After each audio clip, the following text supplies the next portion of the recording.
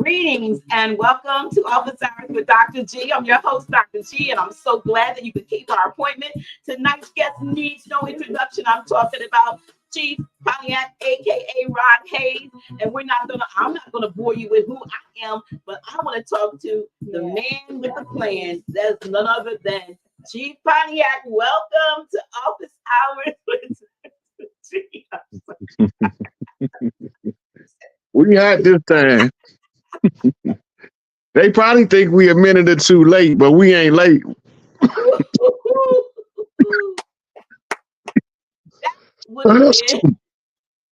They don't know what just happened. How you doing? How's everybody doing? Welcome. I did the short intro version because I didn't want to spend a lot of time. We'll play the long one going out. But Chief Pontiac, it is always as usual a privilege and an honor to have you on this platform. This is one of your home away from homes, and I know you know that. And you my big little brother. And I respect you to the utmost, and the knowledge and the wisdom and the insight that you bring to any platform. You dominate. Let me just say this. You dominate any platform that you come on. And I'm not saying that in a derogatory or negative manner, but I think you can help it. You know what I mean? I think you are just brimming with knowledge and information and inspiration that when you have an opportunity to present to the world, I'm not even gonna say the public, to the world. I mean, you just, it's like you push the button and you just go brrr. So I saw you the other night. Well, actually, I saw a replay of last Friday's broadcast, the meeting of the masters. With Dane Canaway and legendary Top Cats. Absolutely. And I had already, hit you up and had asked you about being on the show. Didn't even know what you were doing, and then had the opportunity the next day to listen to that 3 hour 30-minute, if you will, build. I'm gonna call it a build. And I was happy that you said a lot of the things that you said, because it restored my faith. We already had that conversation. I'm not even going. We ain't got to go all into it. We know what's going on. Yeah, so I felt like you were heard, and that some of the things that you shared were probably have broken down some things that needed to be broken down and made more clear. So I just want to thank you all, and you in particular, for that. And again, like I said, tonight I ask you to come on, and like I said, it's going to be a Q&A and a build and a whatever we want to talk about. And hopefully you all who are listening, if you have not already done so, please click like, because folks don't like to like things, but they'll watch the whole thing. And if you don't like it, then you shouldn't watch it, right? So like it, at least so we can go up in the algorithms. This isn't for finance. If you think you helping House of Reawakening Minds get some finances, you're not, because we're not monetized. But if you help us in the algorithms, more people will find our videos. And that's what I believe is more important. So like, share, let folks know that Chief Pontiac is here at Office Hours with Dr. G, and we're going to be talking about a lot of stuff. And we're going to give you an opportunity to ask some questions. I only ask that you be respectful in the chat. Now, Chief probably don't give a flip, but I do.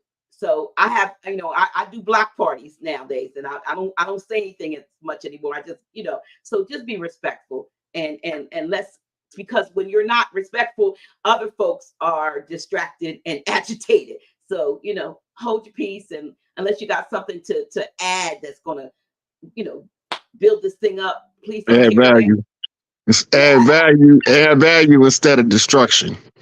Absolutely. That's all I'm saying, y'all. That's all I'm saying. So you mentioned the show I did with Top Cat, but by this being House of Reawakened Minds and it's Moorish friendly, I have to point out that I did a good show with two Moorish brothers that I would consider to be righteous Moors.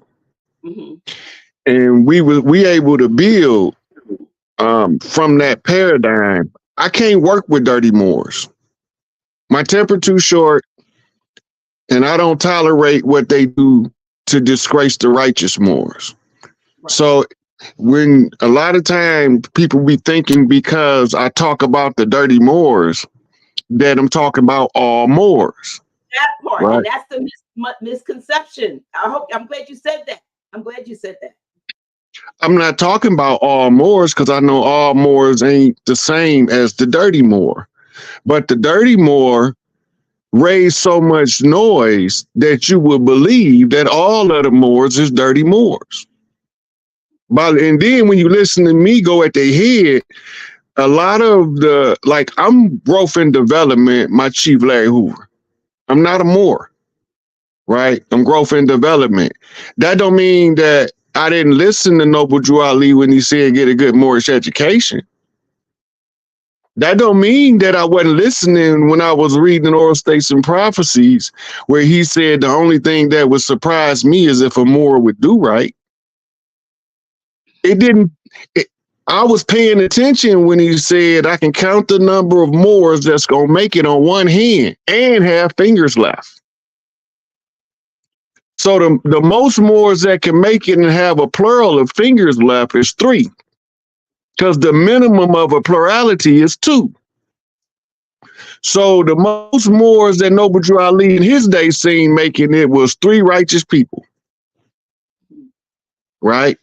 Then for like in Chicago, my stomping grounds is in the middle of Peach Stone territory called Motown. I'm hobnobbing, rubbing shoulders, coming up, learning the streets of Chicago in Motown with Peach Stone. I can't be at war with them. And then they don't move like dirty Moors. They in the same struggle the rest of us in.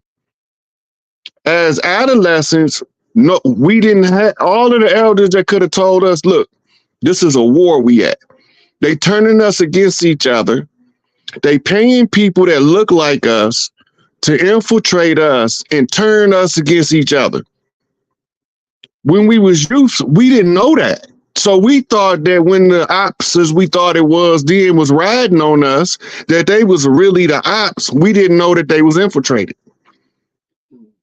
Right? So that builds, to hear me build with Moors that's on the right path, that's seeking to educate and uplift fallen humanity, it's not the same as when you see me going to war with dirty Moors. Newsflash, righteous Moors in the Moorish Science Temple fight dirty Moors in the temple on a regular basis. I seen it with my own eyes. Don't nobody got to tell me. Right? I am also aware of the Moorish consulate that keeps on file all of the complaints against the dirty Moors doing their dirt under the sciences.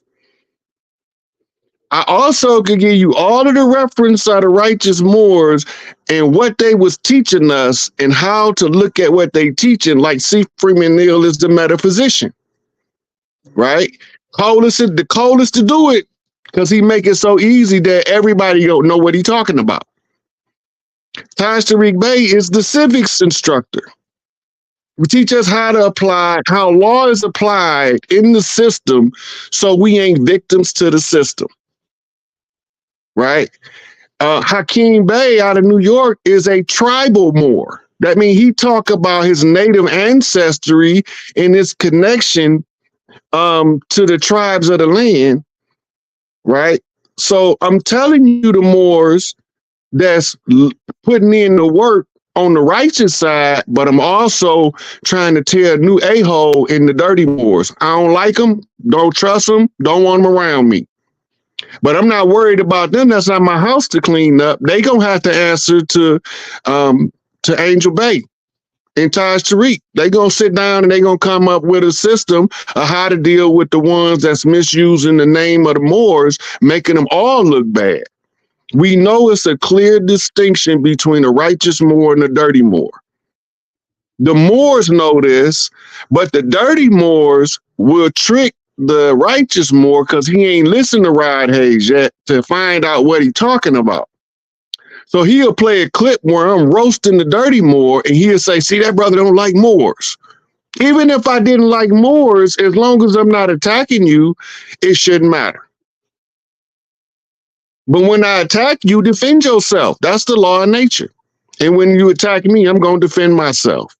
If I'm minding my business and I'm in my own lane, having a conversation with my sister, Dr. G, and you want to come in and heckle us, I can get into that, but I'm not going to do it on her show because that's disrespectful to my sister. Right? So in order for the noble blood to be seen, you have to watch the character, because the noble blood is betrayed by a noble character.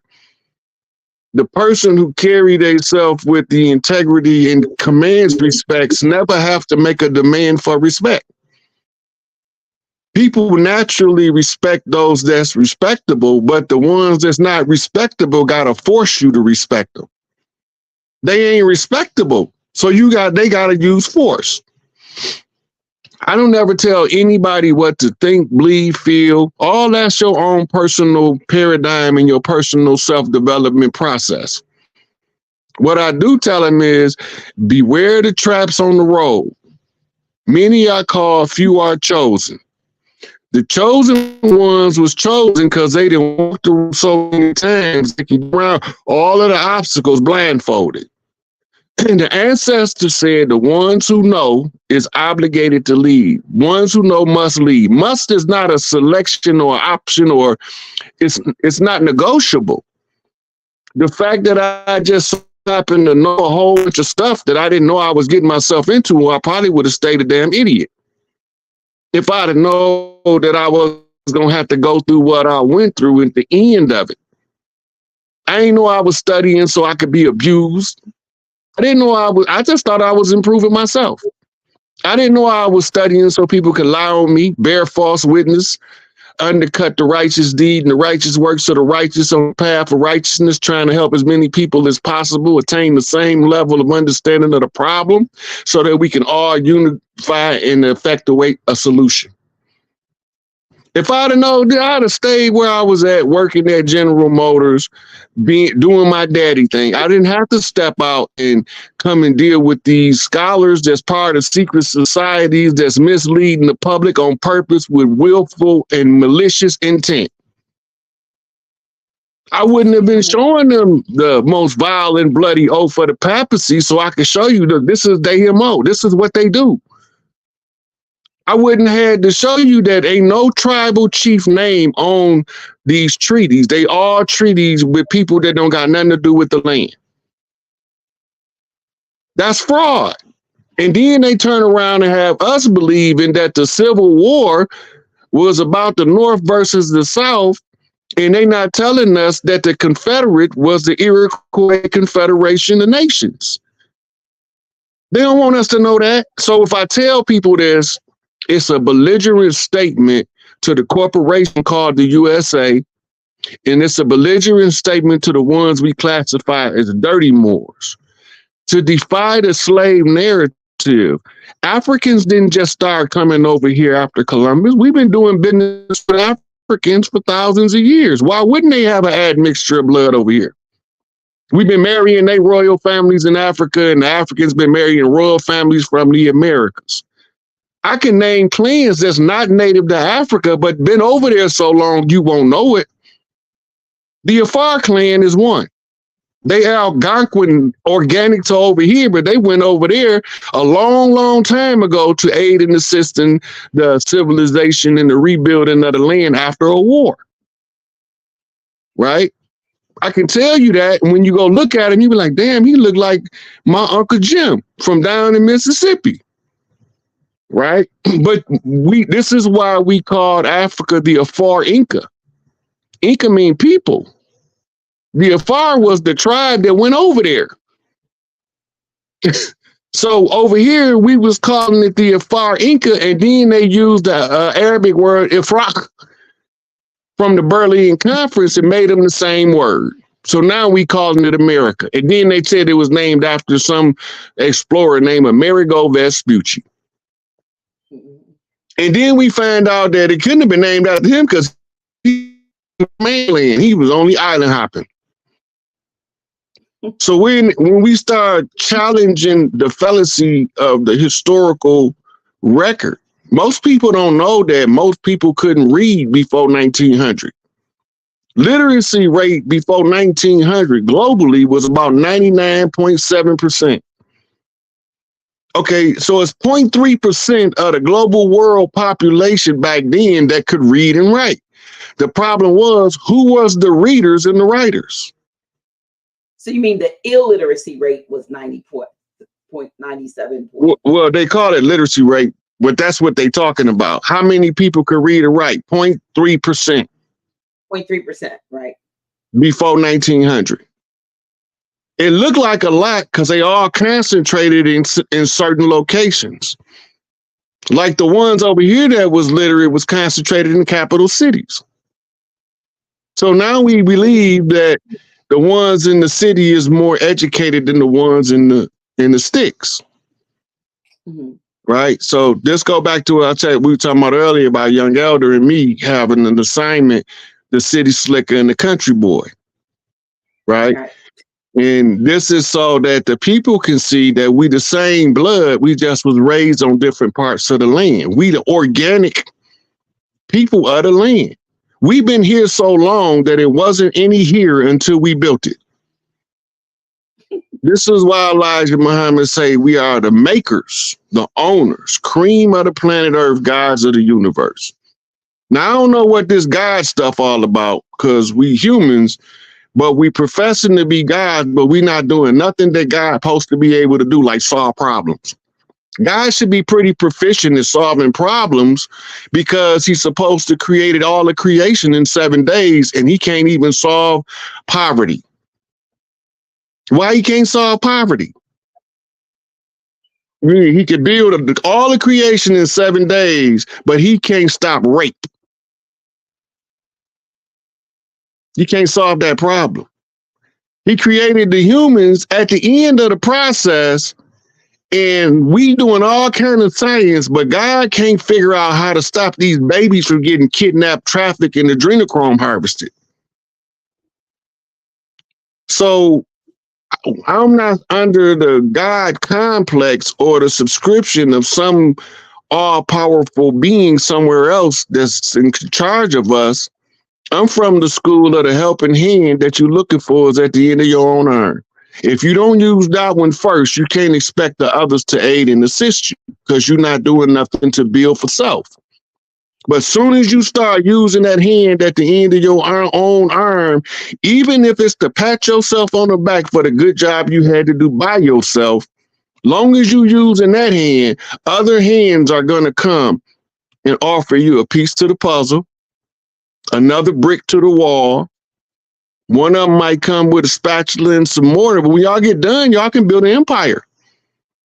But if we sit here and we allow people to force us into a victim position, the only thing that we know is slaves and reparations, never knowing reparations is the carrot on the stick to make you turn away from your inheritance, your tribal birthright to govern and control the land, air, and the water under the great law. All of the tribal leaders know this, but some kind of way, there's a disconnect to what we call the tribesmen, the regular people, right? And this is what the whole purpose of being classified under the banner of chief is. You become obligated to teach them and help them wake up from the slumber, even if you don't want to, like me. I had no intention of helping these people do with none of this stuff, but when I got done getting that spiritual spanking, Dr. G, I said, which way you want me to go and who you need me to teach? Didn't nobody hit me upside the head. It was a spiritual spanking. I didn't want no more. I get you.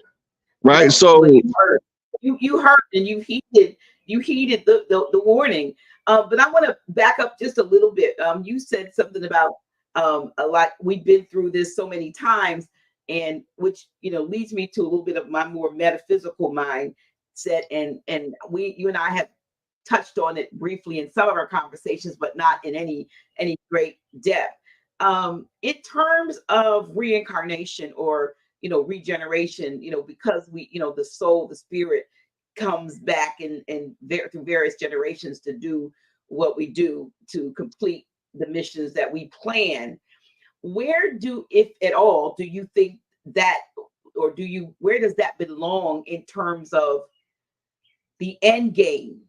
The end game, if this is a movie, if this is a holographic universe, if this is perhaps us somewhere else in the great mind projecting itself as 6 billion billion billion trillion, whatever, how many beings of points of light or beings on the planet, what is the point?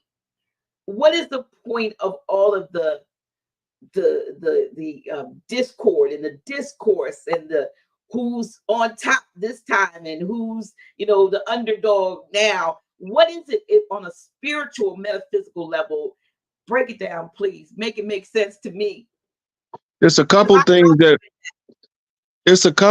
that's what we call signs to point to what we need to see to answer that question. One of them is most of us is unaware that when you're not in the physical body, not only do you not feel physical pain, you don't feel emotions,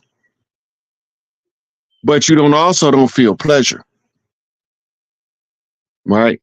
You have to go into a realm of opposites in order for pleasure pain dynamic to even have any use, right? This is the Hermetic principle of opposites, polarity, right? Pleasure and pain, when you're not in the physical body, is the same to you. Right. But when you're in the physical body, we would be more hedonistic in pursuit of the pleasure than to be sadistic in pursuit of the pain. Right? So when you're looking at eternal beings that's not gonna never really truly die, they're gonna always exist. What do you do for eternity? What do you do when you get tired of all of the laborers creating universes and galaxies and drilling out black holes and explaining torsion fields and all this stuff? You get done doing all of that scientific construction, and now it's all built. What you gonna do for the rest of eternity? The first half of the eternity you spent creating it. Now for the rest of eternity, however long it is longer than a lifespan, right? So for the rest of eternity, what will you be doing? Creating, playing games. Mother Kai always says to me, she's like, I came here to play. We're supposed to be playing, she's like, so I know we're playing roles, right? I realize that we're role playing, but I think we take life too seriously. This third dimensional existence, I think we take it too seriously, and we don't see the expanse of it, because we have been programmed, in my opinion, to structure our thinking with a beginning and an end. Yeah. And time and all that. And I saw a movie a couple days ago, one back to back, two movies that were, one was almost, I think it was like The Omen. It wasn't the original Omen, but it had something to do with the Omen something. And in this movie, the Catholic Church had been trying for a long time to create the Antichrist. So they had this demon that they were bringing these nuns would come in, or these orphan children, girls, they only dealt with girls, that they would sacrifice to have sex with this thing. And for all of these times, they were trying to create the Antichrist. And the reason that they were trying to create the Antichrist is because they believed that the people had lost faith in the church. They had no more fear in the church. So they figured if they brought some destructive force to bear, that it would bring the people in line. So they were going to create this, Damien type, leader that looked like regular people, but would wreak havoc on the world. And I thought to myself, watching this, nothing to me in a movie is just by chance. Normally, when you see those kinds of things, it's really telling you of something that they're doing. I mean, we've seen Rosemary's Baby and all of those different things that have come down through the years. You know, you're going over all of the blueprints for this character that they call Barack Obama, Barry Del Sotoro. Oh, okay. Let's talk about that. So everybody know is like common knowledge that he was raised by the CIA. He wasn't raised by his parents. He was raised by the CIA. The story starts, the movies are not in order, but I'm going to give you in the order where you could be able to grasp what I'm saying. The first movie is The Demon Seed. So the difference between reality and the movie is this. In the Demon Seed movie, the lady was impregnated by artificial intelligence of a computer. In real life, this is a laboratory creation of a test tube baby. Okay.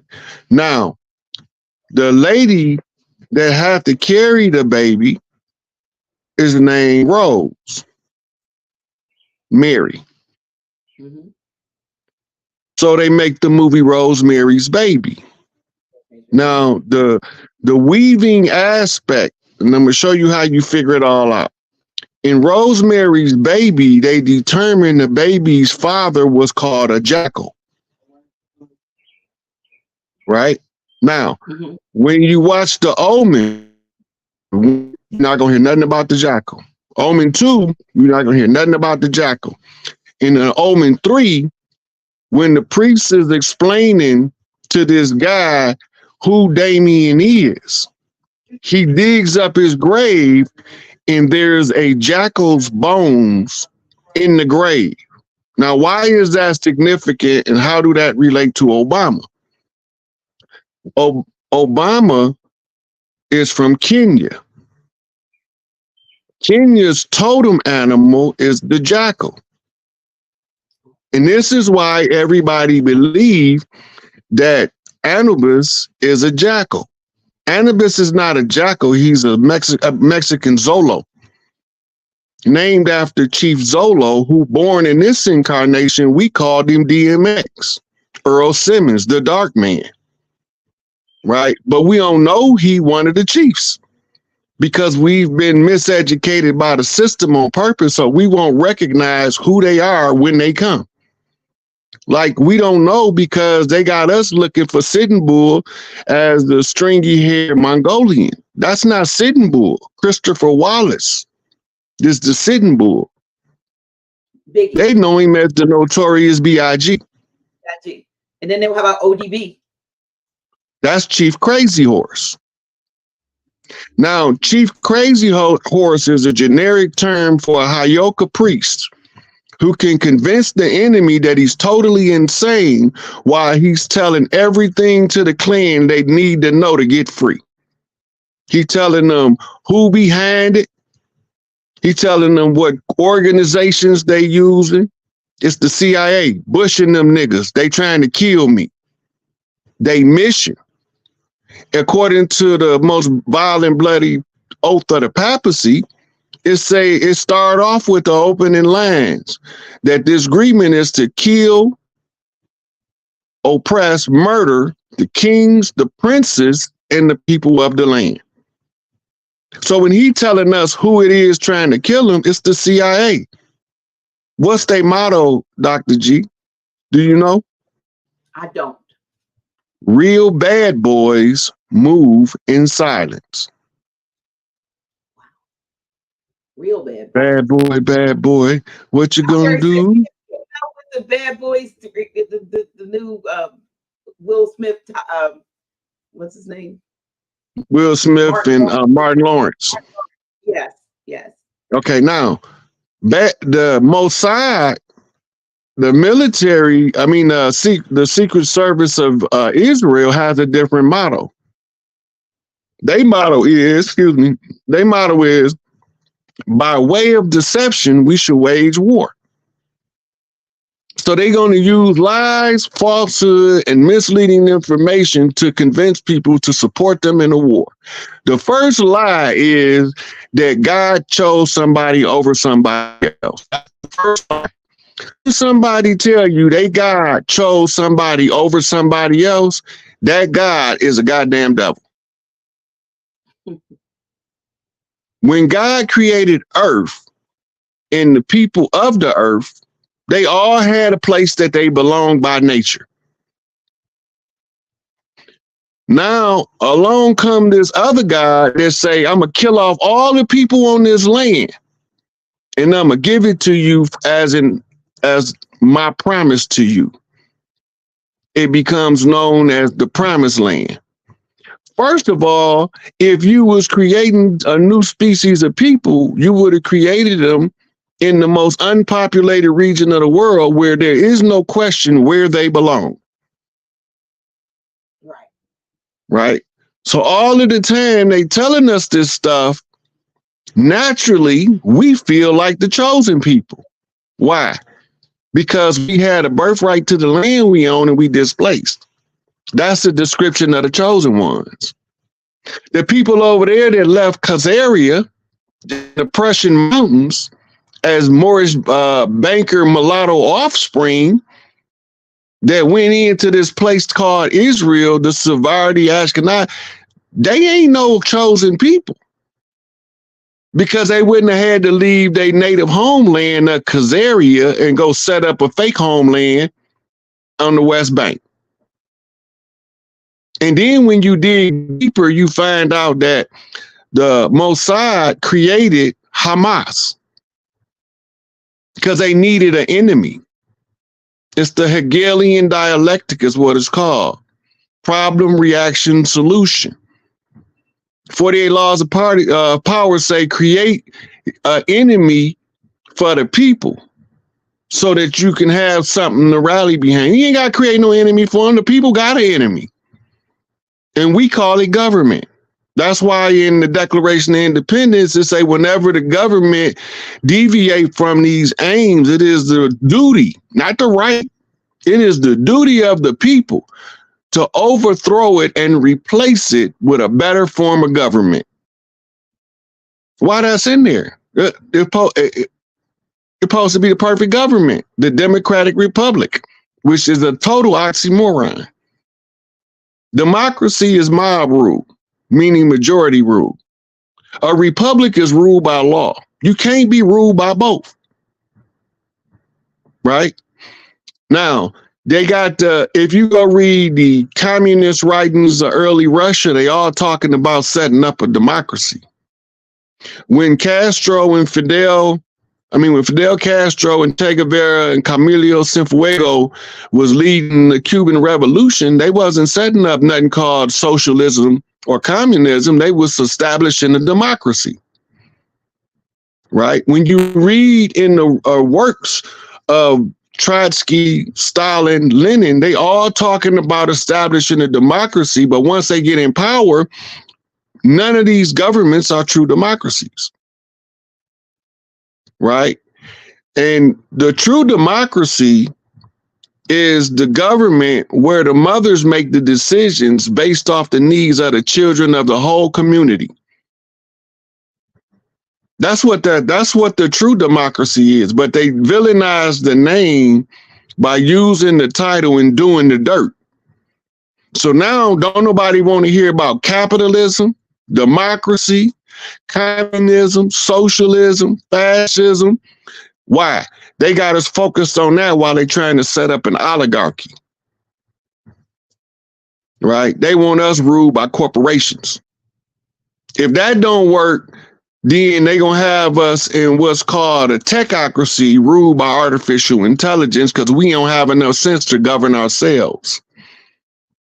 Right? How do they prove that we don't have enough sense to govern ourselves? Because we let fully grown adults saturate the minds of our unsuspecting youth with sexual content. And I ain't just talking about the LMNOQ community. I'm talking about heterosexuals too. When you start teaching children about sex, you are damaging the future.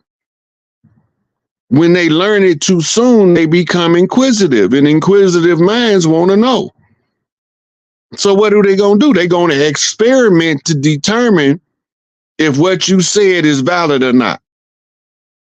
But if you wait until they old enough to start, why am I growing hair in these strange places? Now you have to explain puberty to them, which is going to take you in a step-by-step discussion on growing up, becoming an adult, learning how to grow up without growing old, protect the inner child. The sexual expression of debauchery is pushed by the society so that they can condemn you with a moral compass that they don't even have themselves. So the people that's giving us our moral compass have no morals. So everything that we chasing in the name of morality, right?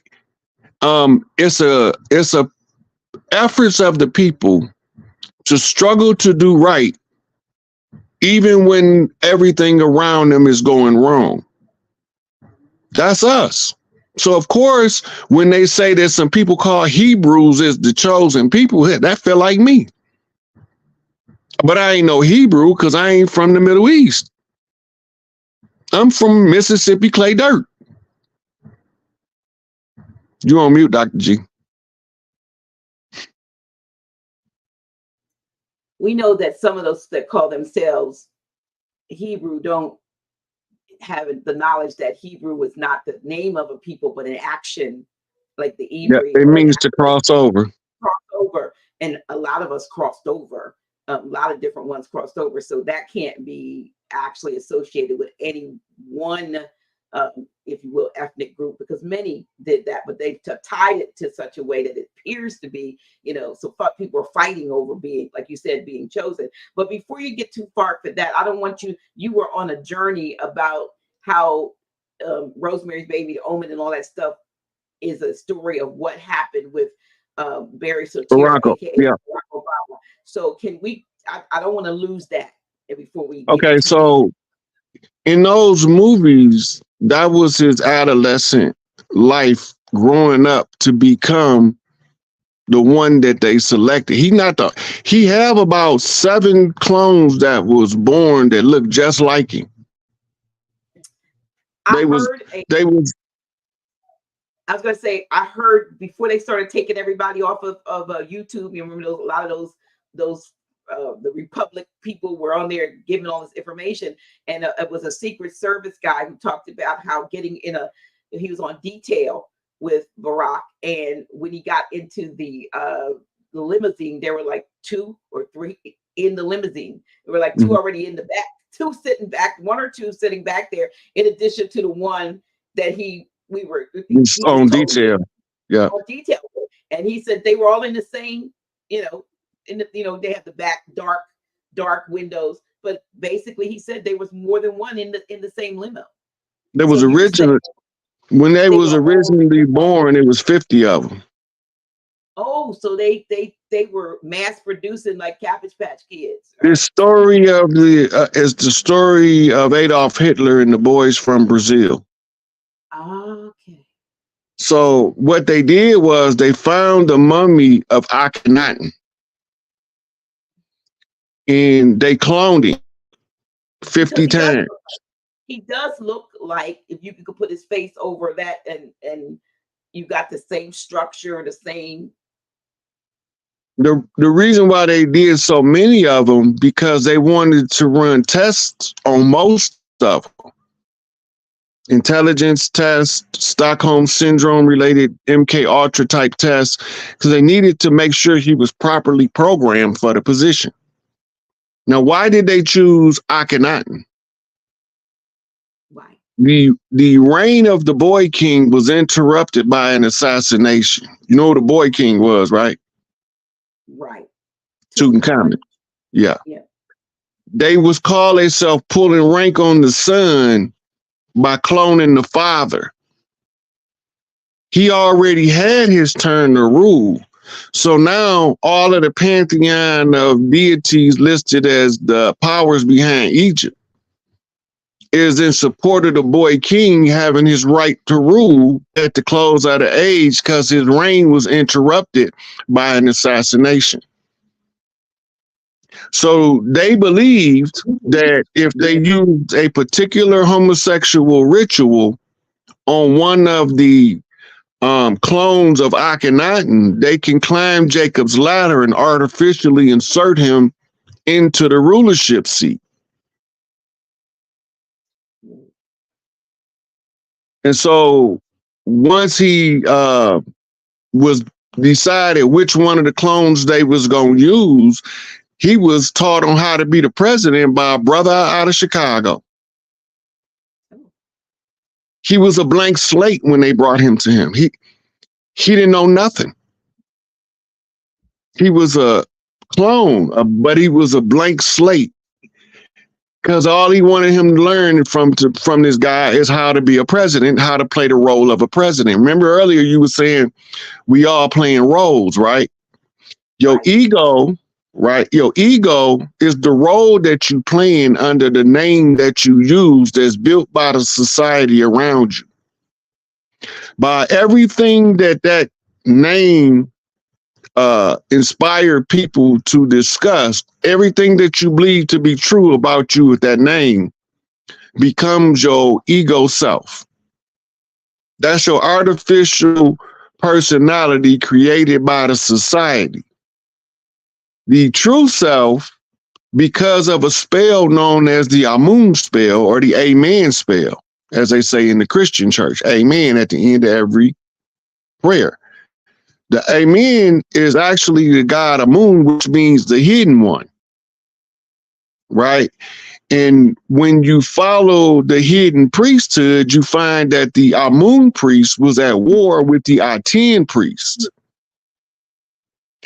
The Aten priest is the priest that tells the people, you have the inner light of the creator that created you from source, if you are from source. If you tune into that inner light, you need no man to guide you anywhere, and all of your steps will be rightly guided, and you will be walking in what we call the path of righteousness. Now, there are some people who has been genetically programmed with computers, because there's computers that interface with your genome. They don't tell us about it because they don't want us to know how far advanced the technology being used to oppress us is compared to the technology that we trying to use to come from under.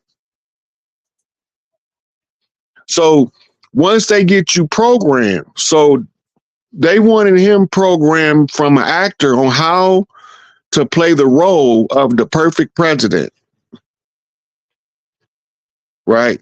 So he took all of the credit for everything G. Dummy and Clinton had got passed. Because remember, before it was Obamacare, it was called, under the Clinton campaign as the universal health care. Okay. Right. But when Obama came in office, they programmed us through the George Bush administration on who to vote for when we was chasing Osama bin Laden. We didn't know that meant vote for Obama, Joe Biden. They tricked us with a homonym, and we never saw it coming. Wow. So his alleged father is supposed to be from Kenya, the land of the jackal. Right? Makes sense. Right. The jackal is Rosemary's baby's father. The jackal is also Damien's father in the Omen. A step further, the counselor for Damien is a priest. And there's a Catholic priest that's overseeing the birth of Rosemary's baby. Right. In the structure, we call them Jesuits. They the handlers of the elite to make sure that if they don't do what the church told them to, we got something for you, JFK. We got something for you, Bobby RK. Mm-hmm. Right? And they use this programming because of our genetic memory recognize certain people. Before we realized who Tut is, Tupac Amaru Shakur, before we realized his rule was interrupted by an assassination, Vegas, then we realized how they was going to replace him with his father, Akhenaten. But it's a clone that's been programmed with a computer on how to behave like the perfect president. Right? Now, when you understand metaphysics, you understand that this is called an ancient blood right ritual, and it ain't the first time it been done. Right? It's been used in several times. Alexander the Great is the biggest example, son of Zeus. In Egypt, Zeus is Set. In Sumer, Zeus is Enlil. In Israel, Zeus is Yahweh. All the same person. So they telling us what they did. So Alexander the Great was a clone of the one we call Enlil. And this is why they say he was born to a son of Zeus by the power of the gods, which means science. Wow. And so when a lot of times when you hear this, you hear them when you like, he's this, he's that, he's that. A lot of folks think, well, he showed up for different people in different instances and they called him something different. But what you're saying is they actually were clones of the same with at that point they were given different names, but they had the same attributes. Yeah, so like they were 50 Obamas, there would have been multiples. Well, it's a reason why they use 50 Obamas. This is what they call the seal of Marduk. Marduk's the son of Enki or Enlil? It's actually the science was originally the 50 keys or sciences that was mastered by Marduk, the son of Enki. But Enlil named his son after Enki's son in order to replace him. Right? Enki's son, Marduk, we call him today Malachi Z. York. Right? But he got a sworn enemy that he born with wherever he go, will carry his name, and he's the son of his father's half brother.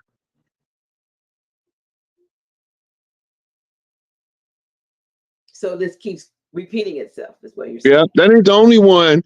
Ninusin is who they get the Babylonian blood magic, Babylonian sex magic, which is all of the adrenochrome harvested and all that, and the Babylonian money magic that's all written in the Mishnah and the Talmud, but they don't want you to read that. They only want you to read the Torah. Because then you start seeing the dirt that they doing is based on oppressing the people that they trying to overthrow so they can steal something. Right? It's like it's like a blueprint for thieves to follow to make people unsuspecting participants in their own oppression. Ain't nobody oppress you if they don't stay down there with you. So they had to pick a group of us that's going to stay at the bottom and a group of us that's going to keep us there. Right? And the same ones that's holding you down got to be strong as you is to keep you from getting up. And they doing it all with spirit science and the scrolls of government and what Dr. Neely Fuller writed as the 9 areas of people activity. I always add health as the common denominator because none of the other 9 is functional without good health. True. Right? So we know that they wrote about it in the Sumerian tablets, the engineering program for the hominids and how they were shortening our lifespan. Today, we know that the human lifespan has been shortened because the telomere, for some reason, doesn't cover the entirety of the chromosomes. Right? We also know about the chemical castration of our lifespan with something called the human aging hormone based on the works of Cynthia Kenyon. Right? So she was a gerontologist out of UCLA Berkeley, and she discovered hormone receptors on the cell that when the hormone is matched with receives whatever it's receiving, the aging hormone, it causes the cell to age. But by artificial means, they can block it, and lo and behold, it triples the lifespan 30 days to 90 days for one of those little worms. Right? So just telling you that there's something else done besides just pulling back the telomeres. We also know that at one point in time, the genus Homo, or the human type, had 13-strand DNA. Right. They say that they maimed us by scaling it down to 2 strands. That's not true. Scaling us down from 13 strands to 2 strands is an upgrade. Comparative analysis at this point applies.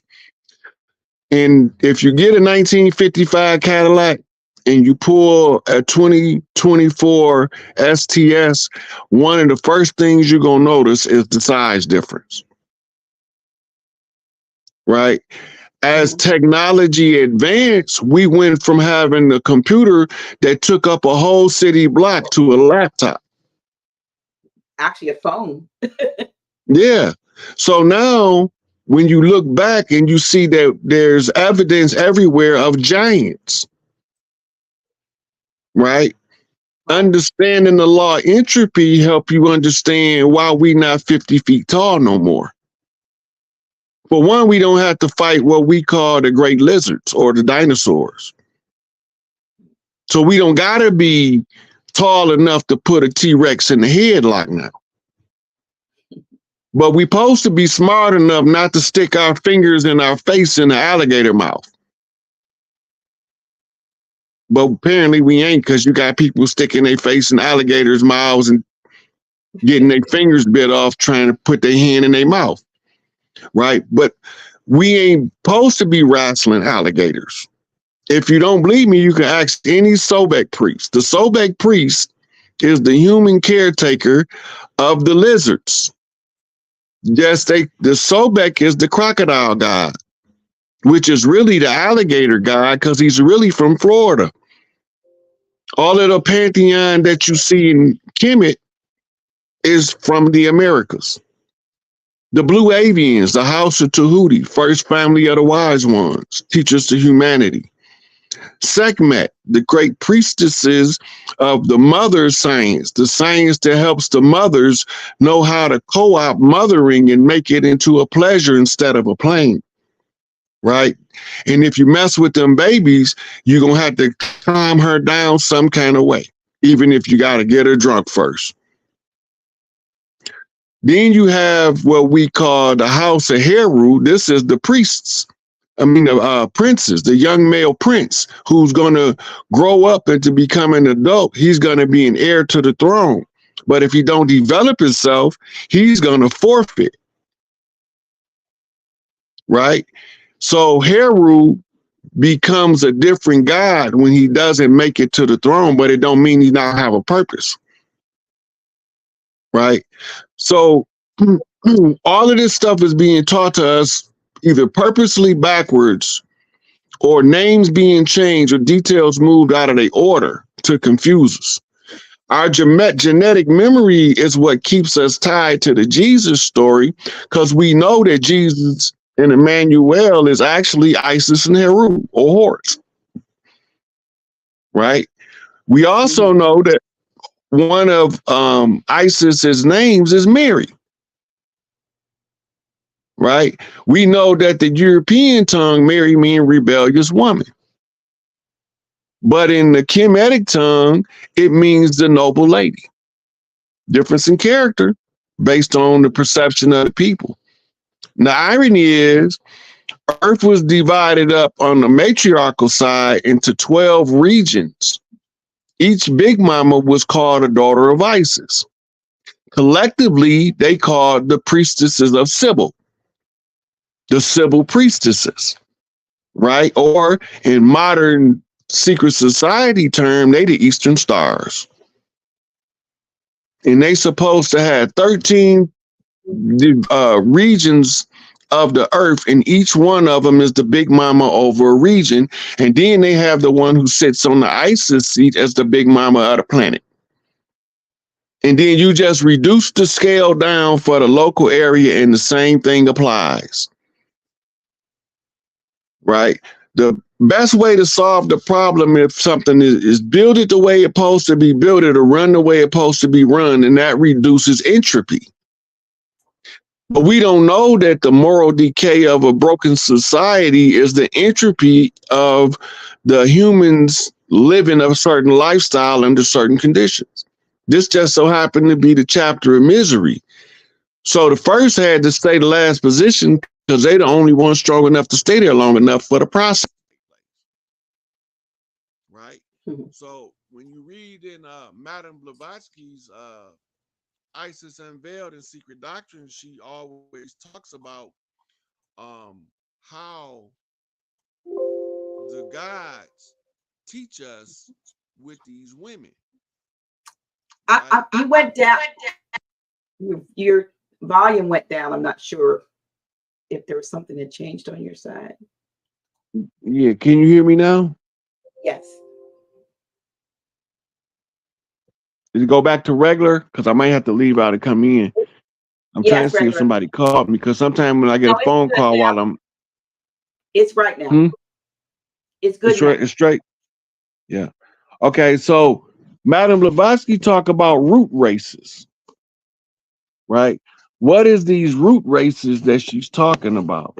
She's talking about different civilizations that rose from what we call Stone Age to Golden Age. And she records 5 root races. But nobody don't know what the people of the moon are that she talk about, who they are, and what their function is on the planet, and how to access their power base. The moon people are the people with the milky complexion that belong on Earth. But then you have the ones with the milky complexion that's the byproduct of the lab. So now you got 2 different group of pale faces. The youngest 2 daughters of the daughters of Isis is called Scotta and Scotia. And that's Scotland and Ireland, respectively. Ireland coming out of the house of Scotta, and Scotland is named Scotland because Scotia, the twin sister to Scotta, named it after her sister. Ireland was Orisha land at one point. But because the vowels, Grimm law of grammar say that during the translation, all vowels are interchangeable for pronunciation purposes in order to nail down the correct pronunciation of the word. So when you know that they was originally called Orisha land, and the Orisha priest that wore the serpent armbands for the women and the headband for the men, then you understand that why there's no skeletal remains of a snake anywhere on Ireland, but they tout St. Patrick for getting rid of all of the snakes in Ireland. Those are the Nagas priests. They were little Twa or Bantu bushmen who settled Scotland and Ireland by the orders of the Queen of Heaven and Earth, who we call Isis. All this stuff is designed to confuse us and mislead us on purpose. And this is why everything that was spoken in riddle must be unraveled. Once the riddles is unraveled, then the riddler got the answer to the joke. Right? So everything that they telling us is not true. So you assume everything to be false until you can validate something. Then you say this is true. But you can't validate it using the scholastic method because it requires you to lean on what they call approved sources.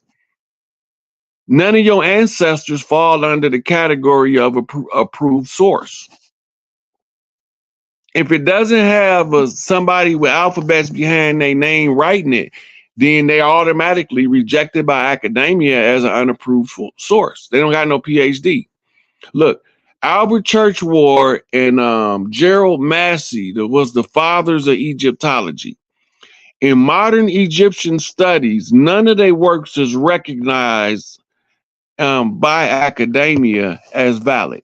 You can't use them for references in your Egyptian studies in university. But they the fathers of Egyptology, the first Yeah. to translate hieroglyphics. So why are they not recognized? Because once you study what they telling you, it breaks all of the religious paradigms at the same time. The Is that what Muslim it don't meant when know.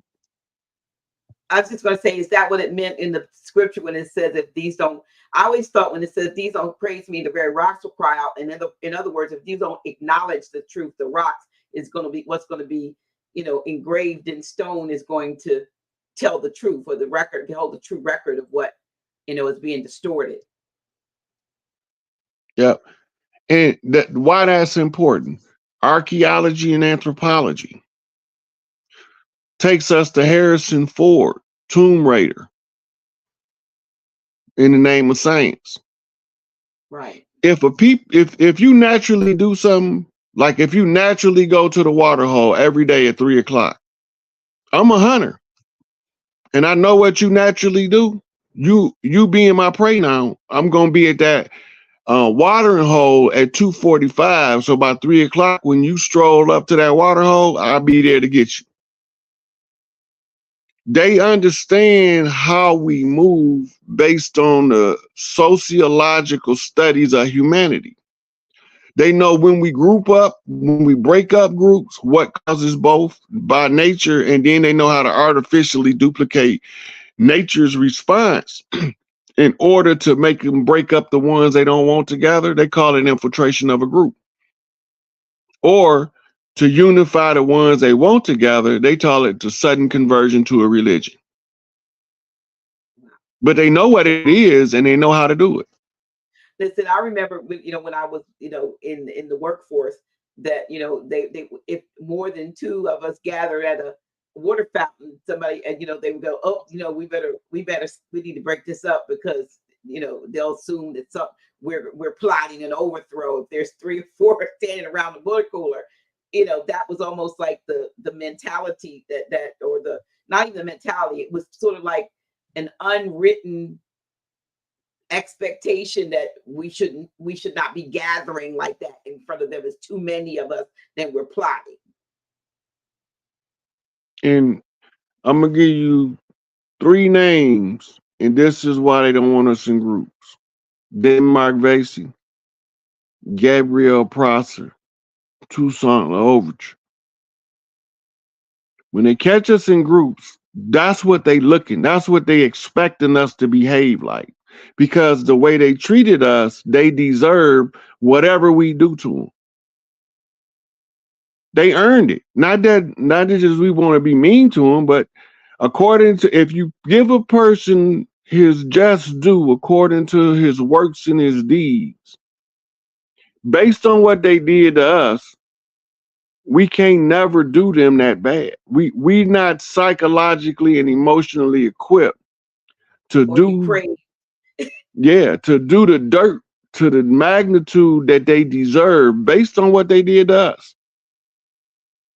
We barely got the aptitude to protect our own self and our families because of what they done to us. See, in I know you probably gonna remember something what I'm about to say next. In the 60s and 70s, if you jumped on a brother and he got 5 brothers at home and you whooped him, tomorrow he coming back and all his brothers gonna be with him because they want to see him whoop you. Right? And make sure don't nobody jump in it. Now, if a brother get in the fight and he go tell his brothers, they say, oh, that's cute. I gotta go chase this bag, or I gotta go chase these buns. Right? They not finna. I will bust your whole face up about my brother and be 100% wrong, but I'm not gonna know I'm wrong until it's over with. Or today, more so than going to make sure there's a fair fight, someone will come out and just pull out the guns and like we don't end it right there. And that to me is even worse because, like I said, there used to be honest hand-to-hand combat, if you will. Occasionally somebody might have a switchblade, and so you got to be. But nowadays it's just shoot you go, and we settle it. So yeah, you're right. They don't do that. Get yourself together. That's some strong stuff. Look, I would offer you a cough drop, but I can't get it through there to you. if you eat one, it'll serve me. Here we go. All right, I got you. Okay, now look, we ain't just start shooting people. You know what we just started doing? What's new is shooting each other. Okay. We ain't. Mic is low, so I'm gonna talk in here like real loud. Hopefully, I can't. It's nothing. I don't know what to do with it, y'all. So if it went down, I got it as high as I know how. I got to get somebody. People are telling me, and they saying it over and over again. We can't fix it remotely. I already acknowledged somebody. Thank you, and that's enough. Dr. G, let me try to go out and come back in and see if it get better. It's not you. You Well, fine. the sound went down on my end too. I was gonna ask you because of that reason. I can hear you fine the same way, but it might be something on this end. But I'm saying to you all out there, I can't do anything about it at this point. So, it is what it is. Put your ear real close on the playback. Turn it up real loud. Okay, please. Stop telling me that the mic's low, and I appreciate it, but don't tell me no more. I heard y'all. Okay. But I still want to see. I want to go out and come back in because I want to see if I can get to hear you better on my end because somebody called. You can't hear me. Okay. All right. If you want to go, come back. Woo. Now, they say your volume is great, but now you froze. It's fine. It's fine. It's fine. I can't understand. See now, but now we done froze him up. Let me see. Let me grab this. Sometimes, okay, if he can, y'all, I'm sorry. Let me see if I can get him back in here.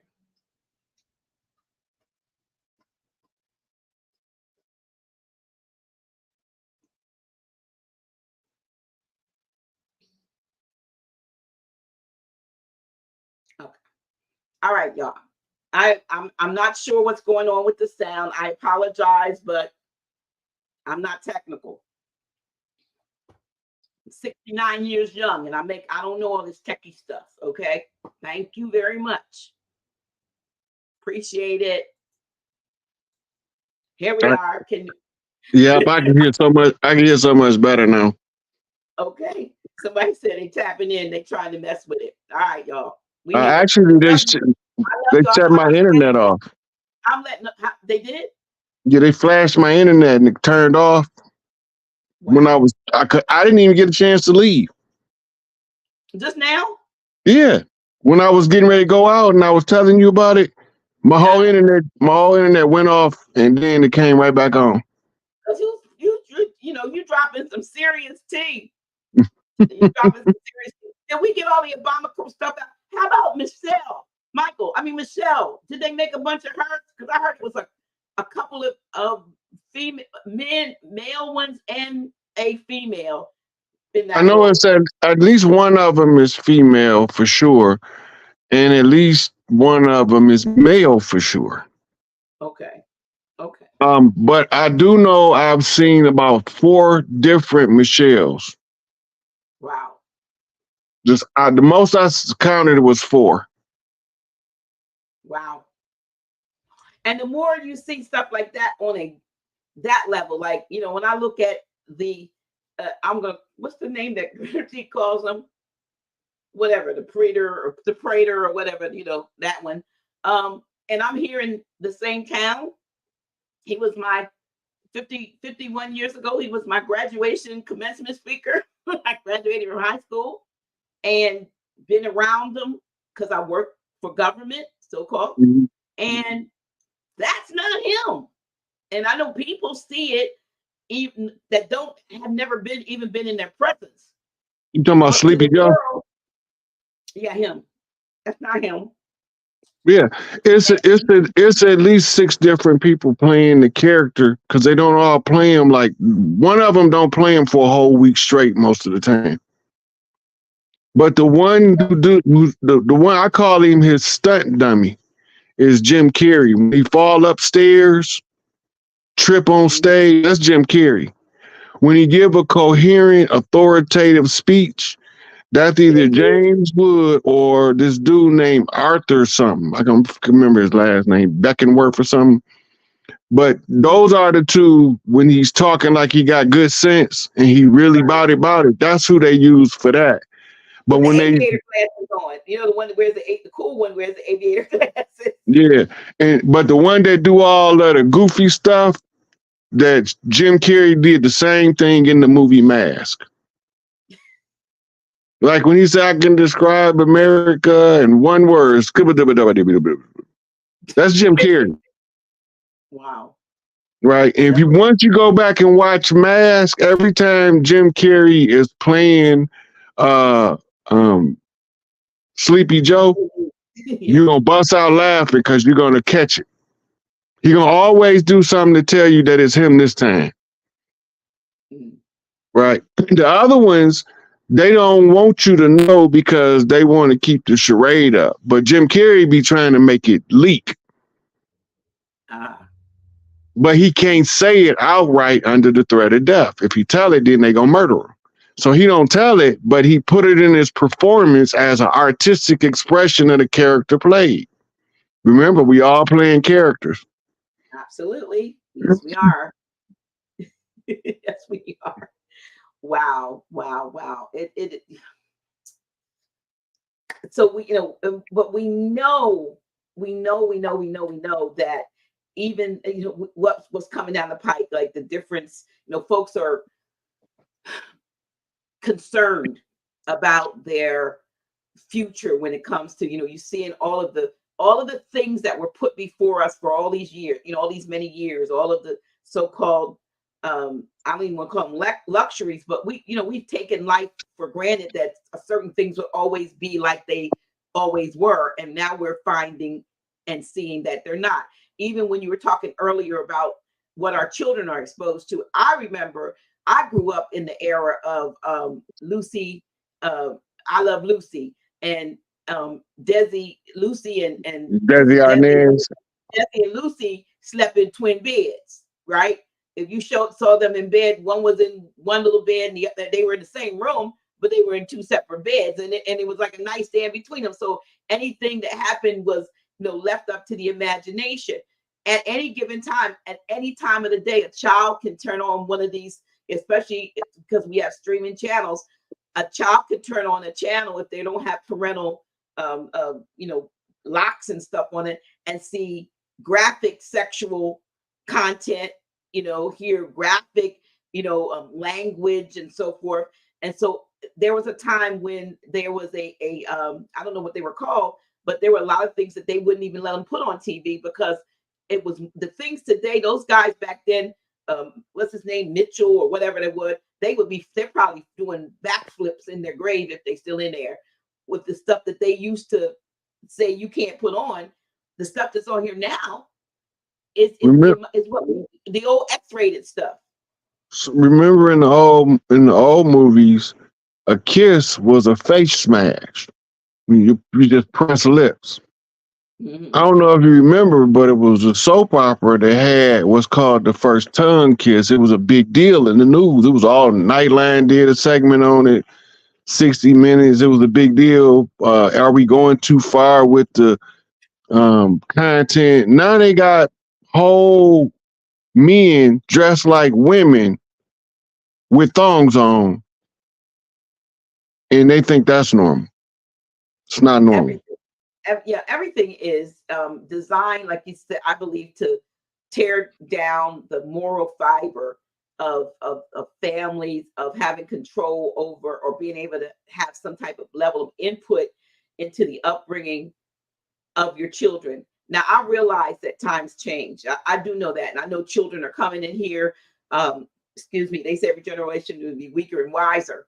And so when I think about weakness, I'm not thinking so much as strength in the, like that, but maybe even would more succumb, be weaker to when it comes to the various forms that are going to be coming at them, these temptations and so forth. But they know a lot.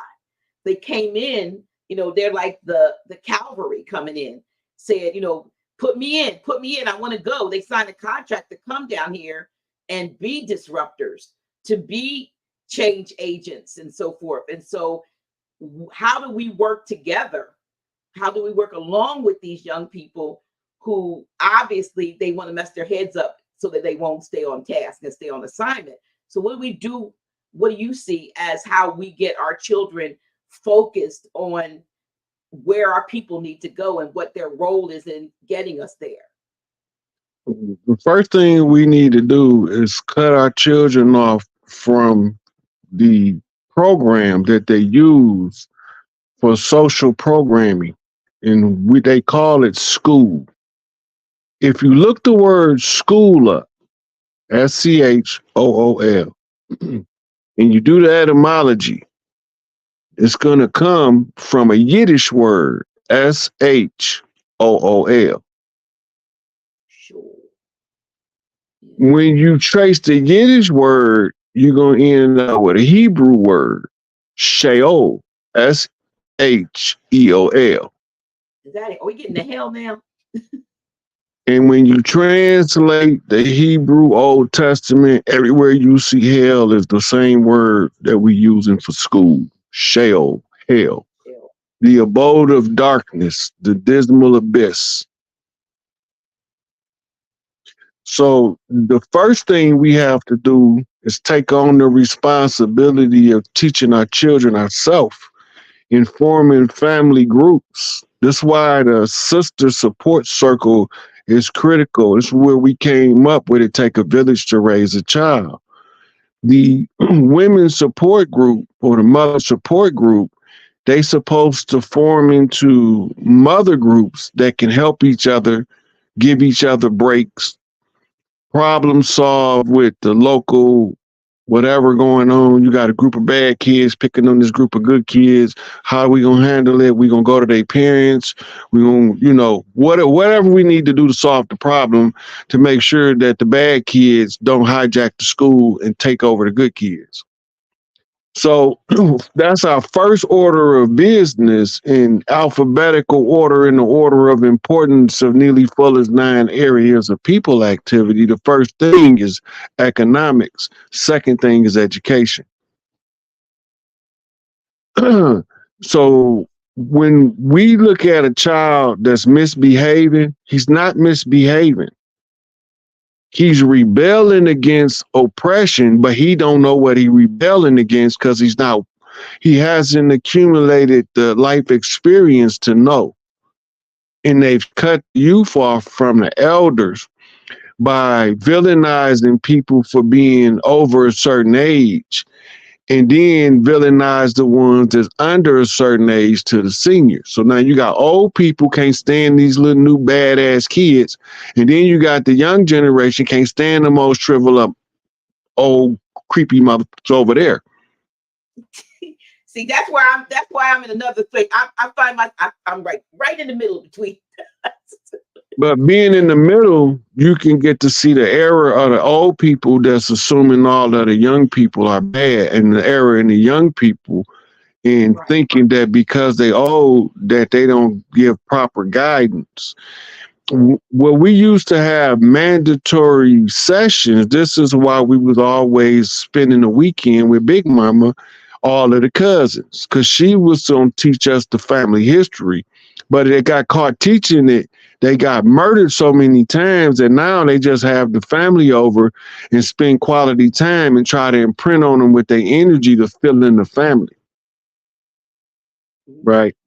So a lot of us remember 15, 20 children in the house, sleeping on pallets on the floor, got their little blanket and pillow rolled up in the corner, got some on the couch, all the bedrooms full. One of them might have one of the uncles and aunties that's married, so they got to have their privacy, right? So we all remember that that's over a certain age, but now you can't get two good mothers to get together to help each other because they always worried that the other one trying to get over on them. That's the capitalist part of the society we living in. In the capitalist society, everybody's looking for a capital gain. That's a financial windfall over somebody else. It's not us against us, it's us against the system. Rage against the machine. But we don't want to confront the machine because individually we helpless to fight the machine, but collectively the machine is helpless to fight us. The machine being aware, those who's programming the machine being aware of this, go always try to make it look like the machine is winning, even when they losing miserably like now. And that's important for us to keep in mind, to bear in mind. Don't believe the hype. Don't believe the illusion that's being put in, across the television or even across the internet, because that's the World Wide Web. And so there's so many things that are keeping us, from one thing to another. I know Kat said this 2024 was going to be a year of exposure. And so far, 6 months in, up to the year, I don't know how many people, we still got 6 more months to go. And so that's happening, but they would make sure that that's happening since they set that up as a point of distraction for us. But it's getting to the root of what it is we need to be doing in the interim. And I know, it's hard sometimes to completely ignore the things that are going on, but then there's certain things that are going on that we need to be given close attention to. I think that we are not seeing the importance of. I don't know how many people outside of folks like you all that come on programs like this one, or Black Magic, or Dane Calloway, or even some of these other shows that come on and bring this kind of information. Other than that, who knows what's really going on? Is the world about to be blindsided, or are people in mass? Because I know we're not the majority. And when I say not the majority, I mean the ones that are open and awakened to the deception. Most folks are still, in the dark with regard to it. Yeah. They still believe the government is for the people. Yeah, like it's the government responsibility to make sure that everybody have running water from a fresh source of water. It's the government responsibility to make sure that the roads are done. It's the government responsibility to provide you with the resources that the collective is deemed to be the curriculum. It is the responsibility of government to ensure that your house have gas now and electricity. The problem is the government has convinced us that paying the bills is normal. It's not normal. The functions of government has been privatized and monetized by outsiders at our expense. So as long as we're not aware that they actually using our value as collateral in the central banking system, and that they hired the IRS as collectors. Go back to the Robin Hood. He was always fighting with the tax collector, right? And what's the theme of Robin Hood? Steal from the rich and give to the poor, right? Right. So his number one enemy is the tax collector. The only reason that you have to pay taxes is because of your national status. You didn't get to determine your own national status, what nation you are in allegiance with, because each one of the tribes is their own individual nation. But they all functioned as tribes on the land in harmony until 1492 when they brought school to our door. Literally, they brought hell to our door. They took our good nature, kind disposition, our lack of greed as making us soft and easy to conquer. And then they was in for a rude awakening in Florida, Louisiana, Haiti, and in Michigan. So the French lose 2 or 3 major conflicts, they have to go back home. What did they do when they left? They sold the Protectorate Agreement Treaty to the American so-called government. They actually sold it to the Crown of England under the pretense of giving the protectorate rights to the U.S. government. And they used the Lewis and Clark expedition to survey the castles to determine if the royal families of the land was here. We was all fighting the Gullah Wars, and they was well aware of this. When they sent Lewis and Clark out, they had a translator with him that looked like us. They called him Big B and Bay, Benjamin Banneker, the designer of Washington, D.C. The reason why Masonic symbols in the layout of D.C. because those are conjure sigils. In order to enforce the conjure doctrine called the Constitutional Agreement, they needed to, because the elders put the curse on Philadelphia, which was the capital that was supposed to deal with these newcomers.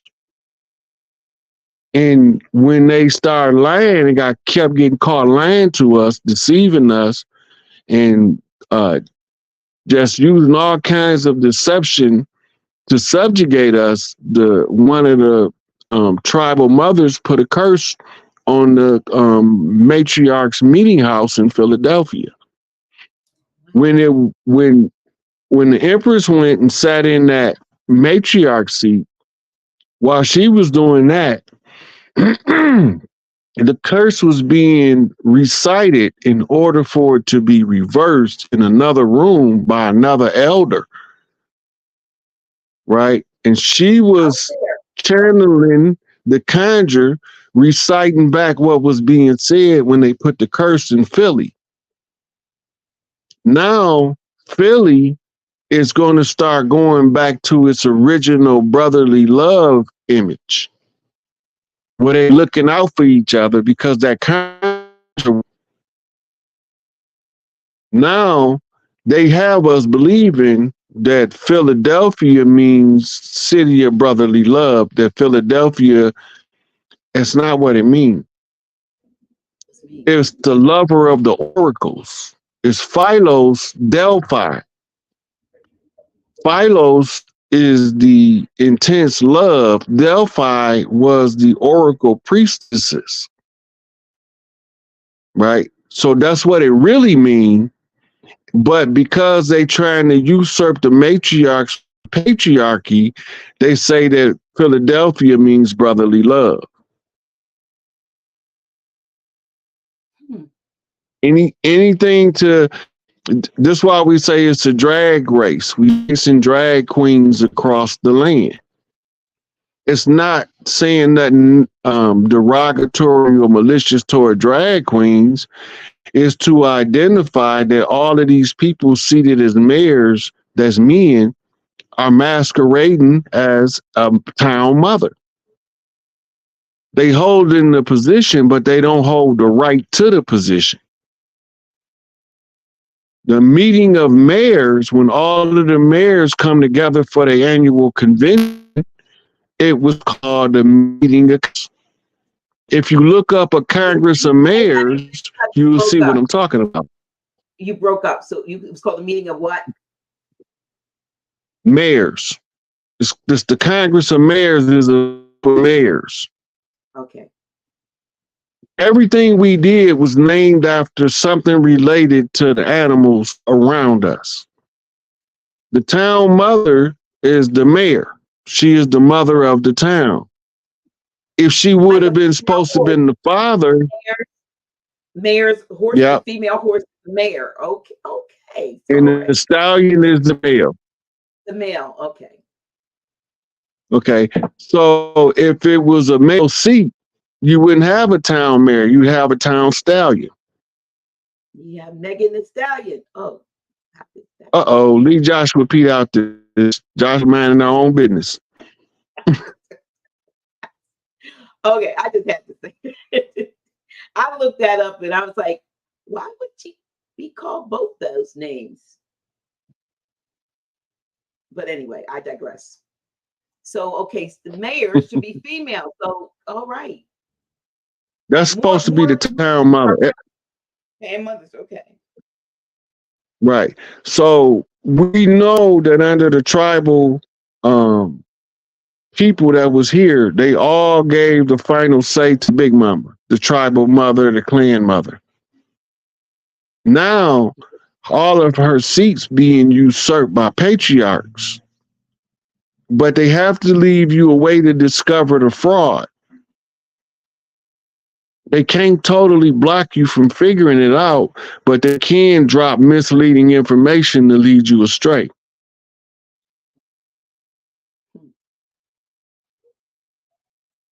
Remember, the congressmen and senators didn't have a year-round job until the 1900s. At first, they would only meet a couple times a year. It's even in the Constitution that they shall meet this many times a year. Right? So now it's a 12-month-a-year job, 365 days a year. They're always legislating. Your number one red flag, you on mute, Dr. G. Why don't they have term limits? They ain't supposed to be there, first of all. That's why. That's the number one reason. If you somewhere you're not supposed to be and you reaping benefits for it, you're gonna stay long as you can. The reason they don't have term limits is because the town mother didn't lead a position until she went with the ancestors into the ancestral realm. That's why they don't have term limits. All of the term limits was placed to check power, to make sure that one person don't have power for a prolonged period of time. Because they have to keep changing the people that's wielding the power on the surface so that it'll look like we participating in the governing of ourselves when we not. We don't have nothing to do with the government. But the government not gonna never tell us the truth unless we Supreme Court rulings. In the Supreme Court rulings, they have already told us that those treaties that did not sign, those clans that did not sign treaties was classified as belligerent or dependent nations. This is the Supreme Court ruling. It's already on the public record from the Supreme Court. Well, what do the tribes that don't have treaties that need these people gone? What do we need to do to get them off our land? All we have to do is what Elijah Muhammad said, accept your own and be yourself. When we start following what our ancestors used to do, then their system starts to deteriorate in our face. Right? Every time we make a move in the public, that move has a monumental impact on the destruction of this false system. Like after emperors left, they put the Senate bill in order to outban the Federal Reserve. Right? Then when she got back And then what happened on the heels of that, the chairman of the Fed stepped down. Klaus Schwab on World Economic Forum also announced he was stepping. All this happened because she went and took back that matriarch seat in Philadelphia. Her genetics is the same as the banking codes for the organic people's account. So everything she do benefiting the collective, it's unaware of it, where the biggest problem is for our people right now. We overthrowing the system in real time, and the system is falling according to the moves that she make. The more clan mothers that's doing the work of a clan mother, every elder woman not doing clan mother work, but all of them that's been doing the work have their work as their witness, not people. And from the work, when they start making, people think you got to have a whole political dialogue. No. The clan mothers who's doing the clan work only have to make pleasantries and greet each other and meet each other.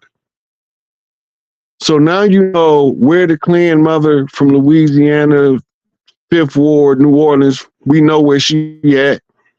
We know where the one from Houston, you know, from the Ninth Ward, you know, this is just rough examples. This is not like the real thing. I'm just giving examples. So once the resource is released, the whole banking system of the corporate legal fiction is done, right?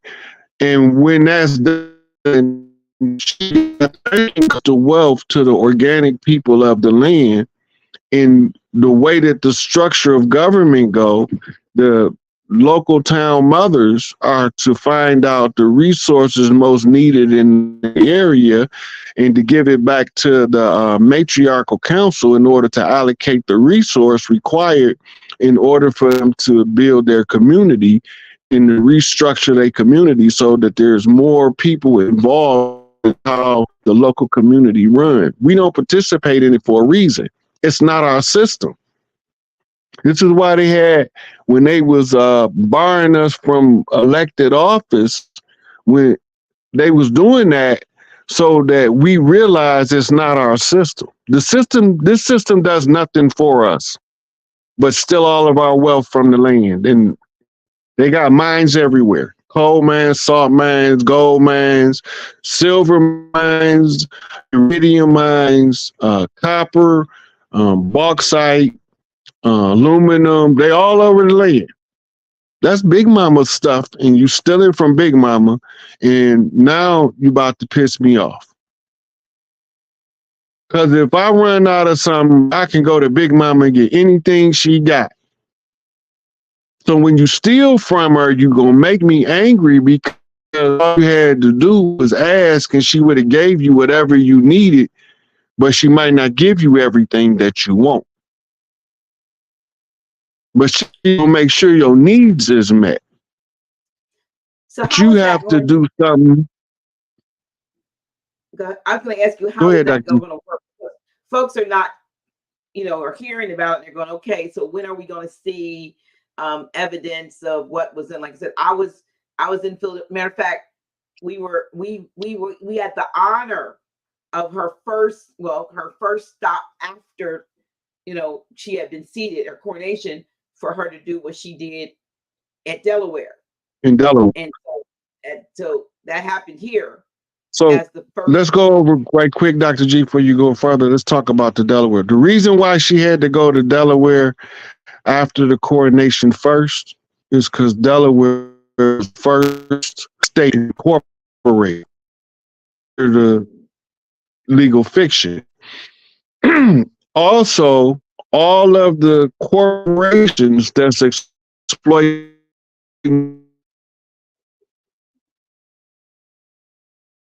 They don't want you to say this. Right.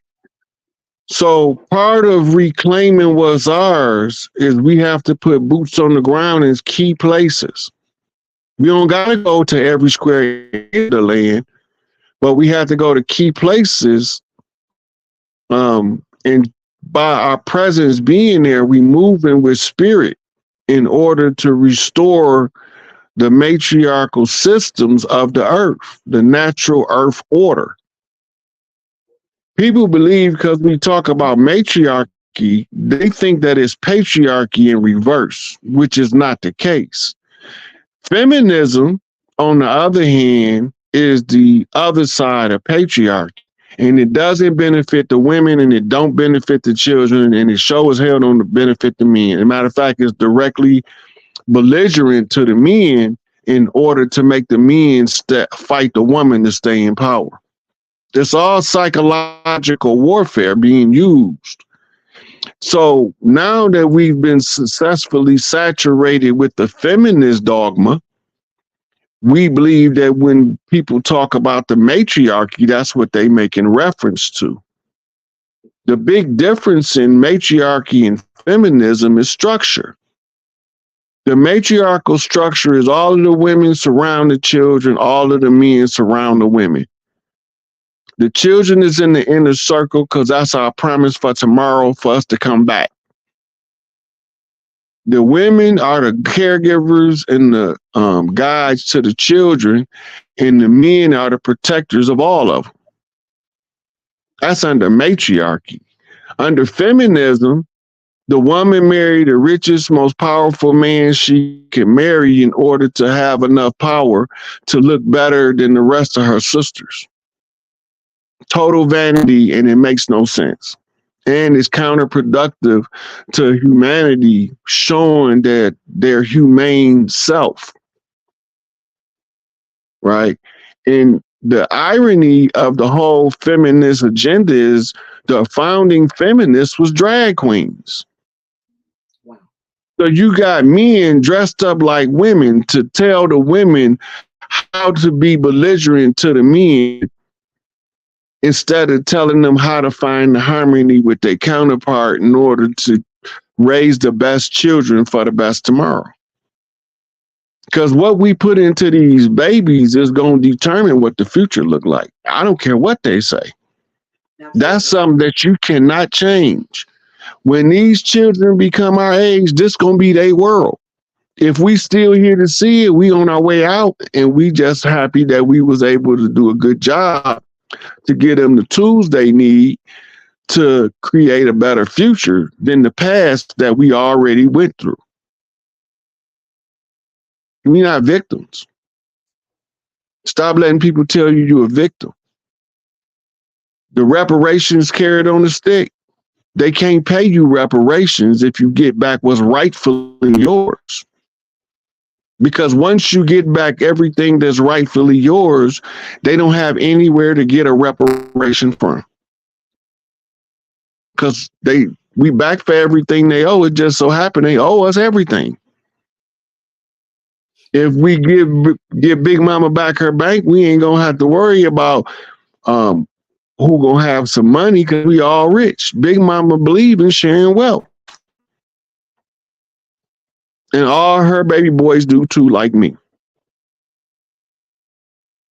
I will fight tooth and nail for you to get your shit, but I don't want your shit. I want my own shit. That's because I'm fighting for you tooth and nail for you to get yours. I'm waiting on mine because once I get all of y'all gonna take care of me till I get mine. I can fight for mine after I get done fighting for my mom and my sisters to get their stuff back. And then while they processing to figure out what I got coming, my sister's gonna take care of me because I got their stuff back. They're gonna show gratitude. Gratitude changes everything. This is getting back to the love of the family. Everybody that's related to us ain't family. This is what a lot of people got twisted. You have relatives by blood that's not family by relationship. There's no common bond of affection between the two because you know this person in your bloodline is a piece of shit. We all know, we all got them in the family. The one that's going to steal out of everybody's house they go to so don't nobody invite them to nothing. You think he ain't going to other people's house with your family name, stealing stuff, making the whole family look bad? Right? So We all got those ones in the family that we've been hearing about our whole life. Stay away from him because he touched the kids. Why is he still here? Why ain't nobody corrected that behavior? Because the women was so scared of the good men being teamed up on by the system with this bad man that they didn't want to lose the good man at the expense of the bad man. We hear when it comes to the children, that's the future. We expendable at that point. All of us. All of us is expendable when it comes to protecting the children because we can come back. This is why they don't want you to know you an eternal being because you think you can't come back and fix it later. And that's it. That's one of the, like I said, that's what one of the biggest roles of the and deceptions of the the Vatican and their church, to keep people in fear of one and done. And it's never been the case. And right in the same book that they telling us condemns reincarnation, tells us that Jesus was Elijah and John was Elisha. Mm-hmm. So if reincarnation is a myth, how is this even possible? That's true. That's true. Right. Then if you think that they don't have sarcophagus back then is what they was called, that heals the body of all ailments, including old age, then you will never understand how they seen Abraham at the Mount of Olives. But all of them is mythological tales that betrays intimate truths that they don't want you to know, but they obligated to teach you in order to fall into what's called divine law. Under divine law in a free will universe, you can do whatever you want to as long as the person you're doing to it agree, and there's more than one way to agree.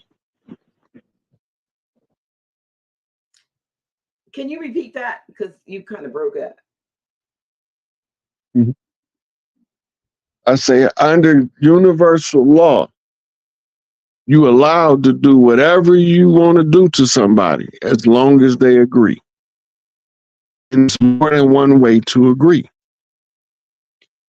You can agree to a good old-fashioned ass whooping if you walk up to somebody out of nowhere and collar them up and push them to the ground.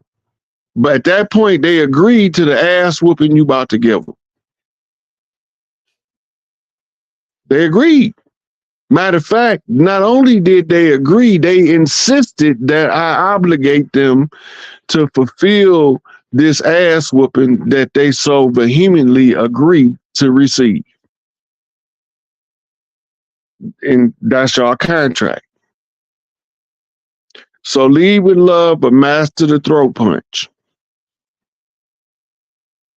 If you lead with love, most of the time you don't have to use the throat punch, but sometimes people take your kindness for a weakness and try to abuse you. And under the universal right to defend your life, as the first law of nature, self-preservation implies, as soon as they violate, you obligated to defend yourself.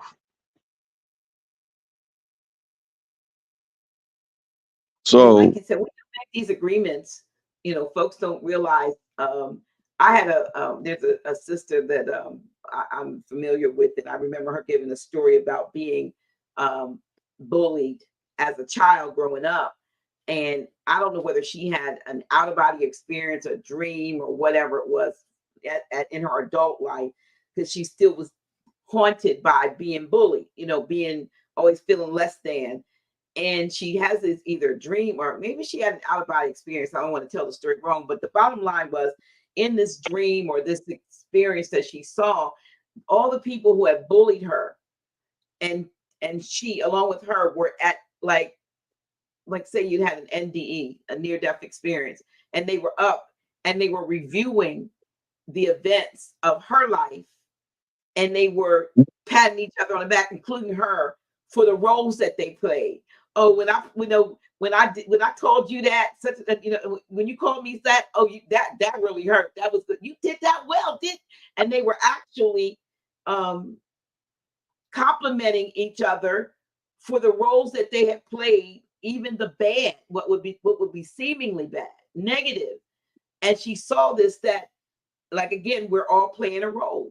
So you always have the protagonist and the antagonist, in the characters, just like we see in the movie. They say the good guys always, finish first or last or whatever but in any event, she saw the people that she thought were her enemies. She found out that they were just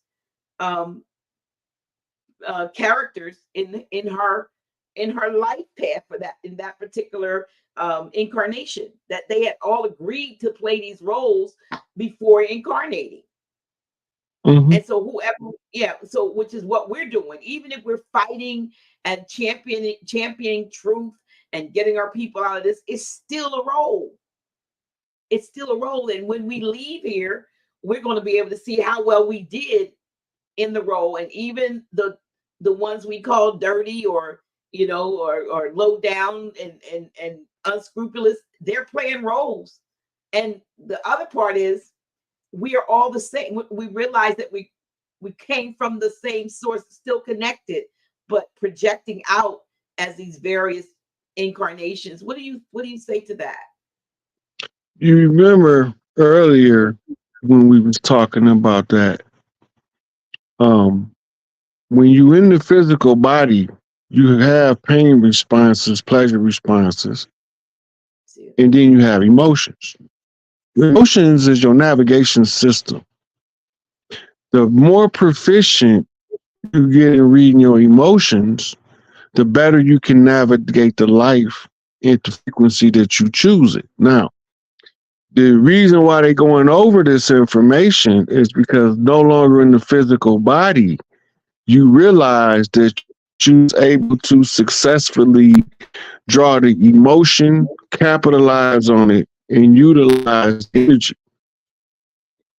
And then that's why when you go out the physical world, now you looking at how you was able to move a person through their range of emotions as they antagonist, or how you was able to go through a range of emotions as a victim. Okay. Yeah. Okay. Right. So in the looking at it from the God eye, as soon as you take emotion out of it and you take pain and pleasure out of it and you look at the problem again, that's called the neutral position. The solution is always in the problem. But as soon as you start looking at it from the problem solving of critical thinking and practical problem solving skill set, you start seeing that life plays out different for different people, because the sense of I, the ego self, the id, is navigating and is experiencing life for the higher self or the spirit body. The process of shadow work, used to call it the purification of the ego. By purifying the ego, you allow the higher consciousness to come in and drive the car as the primary driver instead of a backseat driver. But your ego greedy, don't want to get out the driver's seat and don't want to give up the steering wheel, don't never know where the hell he's going, always asking for directions, but won't never listen to the higher self that he got sitting in the back seat. Because he keep putting the same kind of people in the passenger seat to give them directions, and they don't know where they're going either. True. The only one in the car that know where they're going is the true self that you got delegated to the back seat as a meaningless passenger. When they're the only passenger in the vehicle, that means something. Your ego has successfully taken over. Wow. Right? So from the standpoint of the physical world, yeah, this is real until you leave it. Yeah. once you leave it, then you be like, that was a pretty good game we played, just like Fortnite. Detached from it, like you said, the emotion. Folks will say, my sister had an NDA, and she and anything I've ever seen of people, they're like, I had no feelings about that body and or those people until I was given an option that I could come back and maybe make a difference in so and so's or world or somebody's particular life. But they were like, but I had no attachment to it. I had no more emotion, like you said. And the place of neutrality is, I believe, a place we need to get to, even in dealing with situations just like we're confronted with now. And my friend Barbara Simmons wrote a terrific piece that just helped me tremendously about that, because it was about distractions and how to become the neutrality. And it's like when people say, if you're being mindful, seems like to me mindful would mean your mind is full of stuff. But when you're talking about mindfulness, they're talking about allowing things, you see them and you don't engage in the things. You let the things, pass by as you see these things. And then the other thing was called disengagement, because the place of seeing and not getting involved was like not dealing with the knowledge of good and evil. In other words, being neutral, non-judgmental. And we judge so many things, and I believe that's what they want us to do. When you get caught up in the judgment part of life, you get waylaid on your road to the path to fulfilling your destiny and your purpose. But you can see it, but not be it. See it and not become entangled with it. Still, okay, that's that. Doesn't mean that you don't care about what's going on outside of your periphery, but it means that some things are just meant to be seen and not tackled because they're not your assignment. Dr. G, I tell people all the time, because people be like, I be hearing my cousins and sometimes my sisters and sometimes the homeboys, they got to tell a motherfucker something. Well, I got to go tell him what's on my mind. No, you don't. Right. No, you don't. Somebody cross you, the best thing to do is leave them on red in your mind. You don't have to tell them nothing. Let them figure it out. They might learn a lesson figuring it out that they will never learn if you got to go tell them something. Absolutely. Absolutely. When you start walking from that perspective where I don't got to tell the motherfucker nothing unless I choose to. You are not looking at now trying to make people behave like you. We supposed to have disagreement. We not supposed to all believe the same thing. Some of us, we supposed to come from different backgrounds and perspectives, but what we supposed to do when we meet is eye to eye, face to face on the square, right? Everything is level. That means balanced. If you balance and you meet an off-balance person, if you maintain your balance, you serve as a counterbalance to balance them out. There you go. But if you feed into the negative energy because you got to tell them something, right now you become a willful participant in whatever destruction follows, which means you get whatever you ask for, even if you don't say it out loud. You can ask for something with your actions and deeds that you don't have to say out your mouth. That's true. Right? If I go lay down on the expressway on the other side of a curb where nobody can see me, I'm gonna get ran over. It's not a matter of if, it's just a matter of when, because I'm in the wrong place, doing the wrong thing that would be the right thing if I was at home in my bed in the right place. Mm-hmm. But because I chose to do this destructive behavior, doing the right things in the wrong place, I'm gonna suffer the consequences of that behavior. You can't go take a nap on the train tracks when you know the train gonna come before you wake up and don't expect to get hit. The train can't stop. Right? So actions and consequences, this is why people don't really want to be accountable. Because you're not only accountable for how you treat people, but how you force other people to treat you. If you That's force big. somebody to treat you with abuse, and when you get abused, the universe is saying you got what you wanted. That's right. That's so true. That is so true. And you create your own outcomes, and so and I want to say this while we're as we're wrapping up. I get calls every day. Like today, I got a call. And I won't say what it's about, but I get calls every day about something. And a lot of times people will, and I'm sure you get this too because of you're such a knowledge base, but people will just assume that I know the answer to everything, every problem that they have, every question that they have. If they call and I answer the phone, then I have the answer. And I assure you, I do not. And I used to get upset with myself for not having the answer until it dawned on me that I don't know everything. And all I have to do is tell somebody or tell someone, I don't know. I don't know the answer to that problem, or that I don't know how to help you with that. Now, what I will do is often times say, but if I think of someone, that might be able to help you, then I don't have a problem referring you to them. But I used to think that because they called me and because I tell them that I don't have the answer, which is never suffices, because even after you tell them you don't know, then they continue to tell you what it is their problem is. So you were like, now they just dumping on me to make it a little bit, push me a little bit further to find a solution to their problem. But then I think that's not my role. That's not my role. My role is to respond to that which I do know, and to be honest about what I don't know. And so, I try to let people know I'm not putting them off, but I'm not all things to all people. And I don't have all knowledge.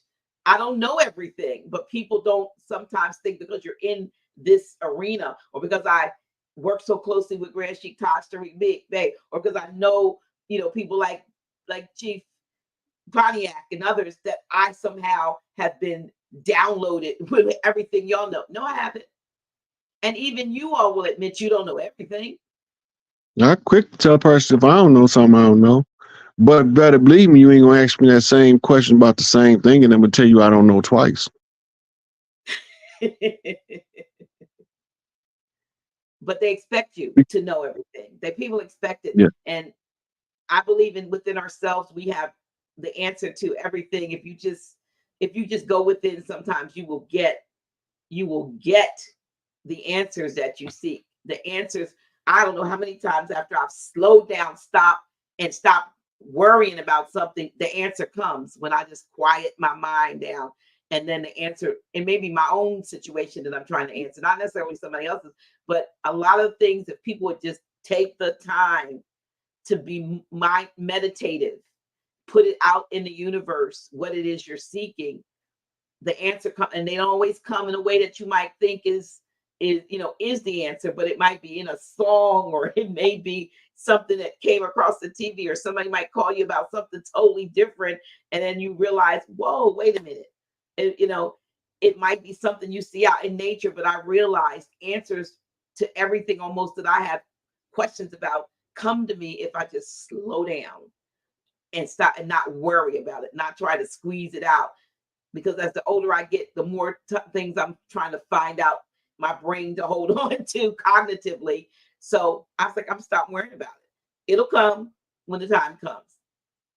And people who think that the answer to all of their problems lie in someone outside of themselves, that I need people to start going within. I wish more people would go within. And then on top of that, when you get it from somebody else and it's not really what you want, now you blaming them, but they didn't solicit you, ask them for this help. People are sometimes obligated, Yeah. feel obligated to give people a response, and many times it's not the right or the correct response for their situation, but you wanted an answer.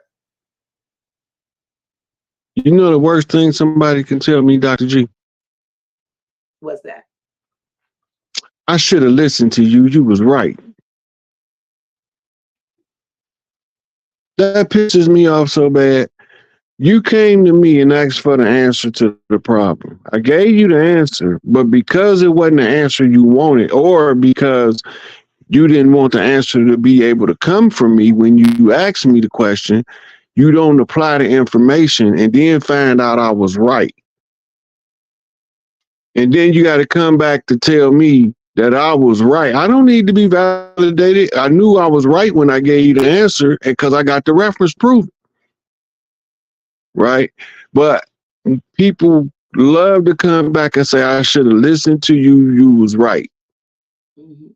And that just pisses me off because that's mean that you didn't even go investigate what I said until such and such happened. Now you find out I'm right. You want to come tell me I was right when you could have avoided this calamity altogether.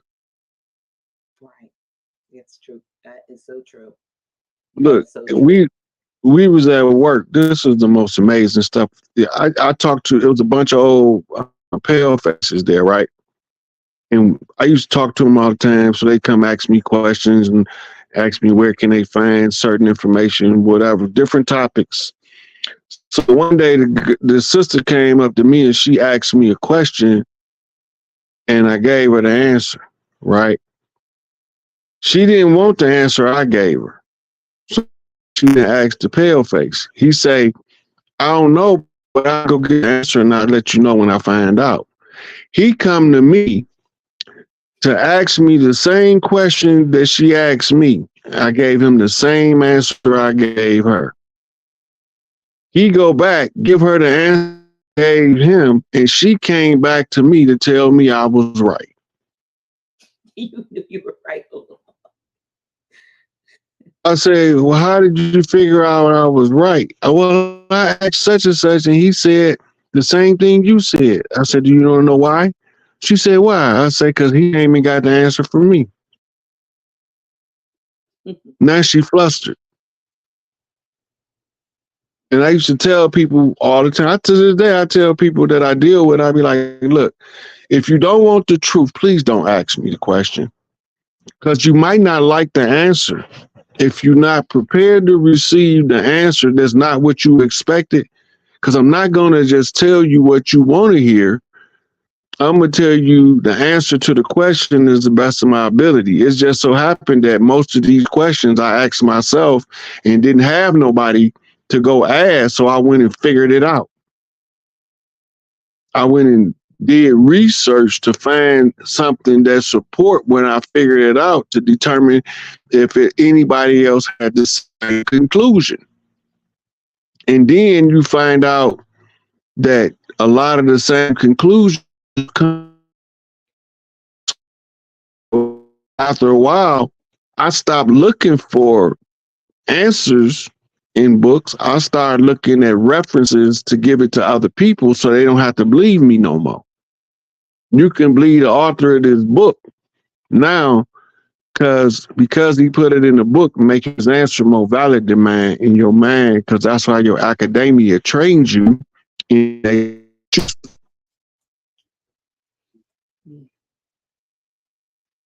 Before we go, Chief, there's a couple of questions that are on the same topic.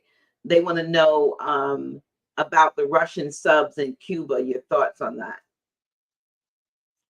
This is a reenactment of the Bay of Pigs incident. Everything we see going into a conjure, you got to see it coming out if the conjure is successfully reversed. The conjure that they reenacted was the Jesuits' conjure when JFK wouldn't do business with them. The speech that he gave is called Separation of Church and State, where the Jesuits came to him because he was a Catholic to do the bidding of the Catholic Church, and he turned them down. That was one of the straws that broke the bull's back to his assassination. Or should I say assassination attempt? I don't even know how I want to phrase it. But the these different entities being involved, they reenact it to let you know that it's been overcome. because you've seen it again coming out the other end. All of the conjures had to be closed for the new age to come in. This is one of the laws of magic. When you become a priest and you become responsible for exorcising demons ain't nothing like the exorcist. The real exorcism of the demon is to tell the people how the system is holding you oppressed, what you can do to break free, and then show them a living example. Right? So every time we tried to get free, they either murdered us or incarcerated us. So now, when the close of the age is coming, all of the chiefs are indisposed. You can't make a claim for your birth. The people who established this system is fully aware of it. So this is why COINTELPRO was being so instrumental in taking the leadership out of the community, because if they locked up, they can't make a play for the government to be replaced by the tribal systems, because the chief is indisposed. They court action, because for everything they do, we have to have a remedy for their attack. When they start taking all of the chiefs off the land by assassinations and by incarceration, the chiefs then have to rely on the next set of chiefs coming up behind them to feed them information through various methods to get them to understand the problem, who's behind the problem, how to get out of the situation that the problem has us in, and how to be able to utilize the power, strength, and intelligence of those incarcerated chiefs to the advantage of the most people. The goal is, if you can liberate the most tribes by speaking up for the indisposed leader, it gives you tribal clout among the other tribes. So every chief that fall at the hands of the enemy, the more chiefs I speak up for, the more status I gain among our people, which shows up as an algorithm, is why you were saying push the like button. Right? Because the algorithm tells them how conscious and aware we are, who we looking at for information. And they already know who he is, and they already know that I'm not going to say nothing about it until I know what I'm talking about. Like, people asking me all the time about Nasara Jasara. I say, you got to watch Dr. Kia Pruitt. She is the one responsible for that financial angle to keep us updated and informed. I got to tell you who to go to. Yeah, she was in the chat tonight, so shout out to Dr. Kia. Yeah. But speaking of, so here we go. Go ahead. So when I tell them, like, for instance, we was talking about earlier, not knowing the answer, I could tell them who's competent at giving them the answer. That's the same as giving them the answer. This is true. Right. Yeah. So I've spoken with the governess, Miss Dean. It's on the Young Elder channel. She know what's going on with what I'm talking about. I spoke to Dr. Kia on there. She know what I'm talking about. She's seen the receipts, and she's seen a lot of this work that I've been doing. Right. I got tarot readers like Brittany Madison. I have her do tarot spread to show the people that I'm not the only one saying this. Ain't no two tarot readers gonna tell you the same thing and they can pull the exact same card spread. That's true. They still gonna interpret it different. So when you get 5, 6, 7 oracle readers telling you the same thing, that's a direct message from spirit. They're not gonna come up with the same answer. And sometimes most of the time they pull in a whole different set of cards from between different readers. But when the answer is consistent and they pull in different cards, that's how you know that the message is accurate. Right. It's just like two people listening to the words of a song. And for the first time, neither one of them is going to be able to recite the song the way it's being sung. They can only recite it how they heard it.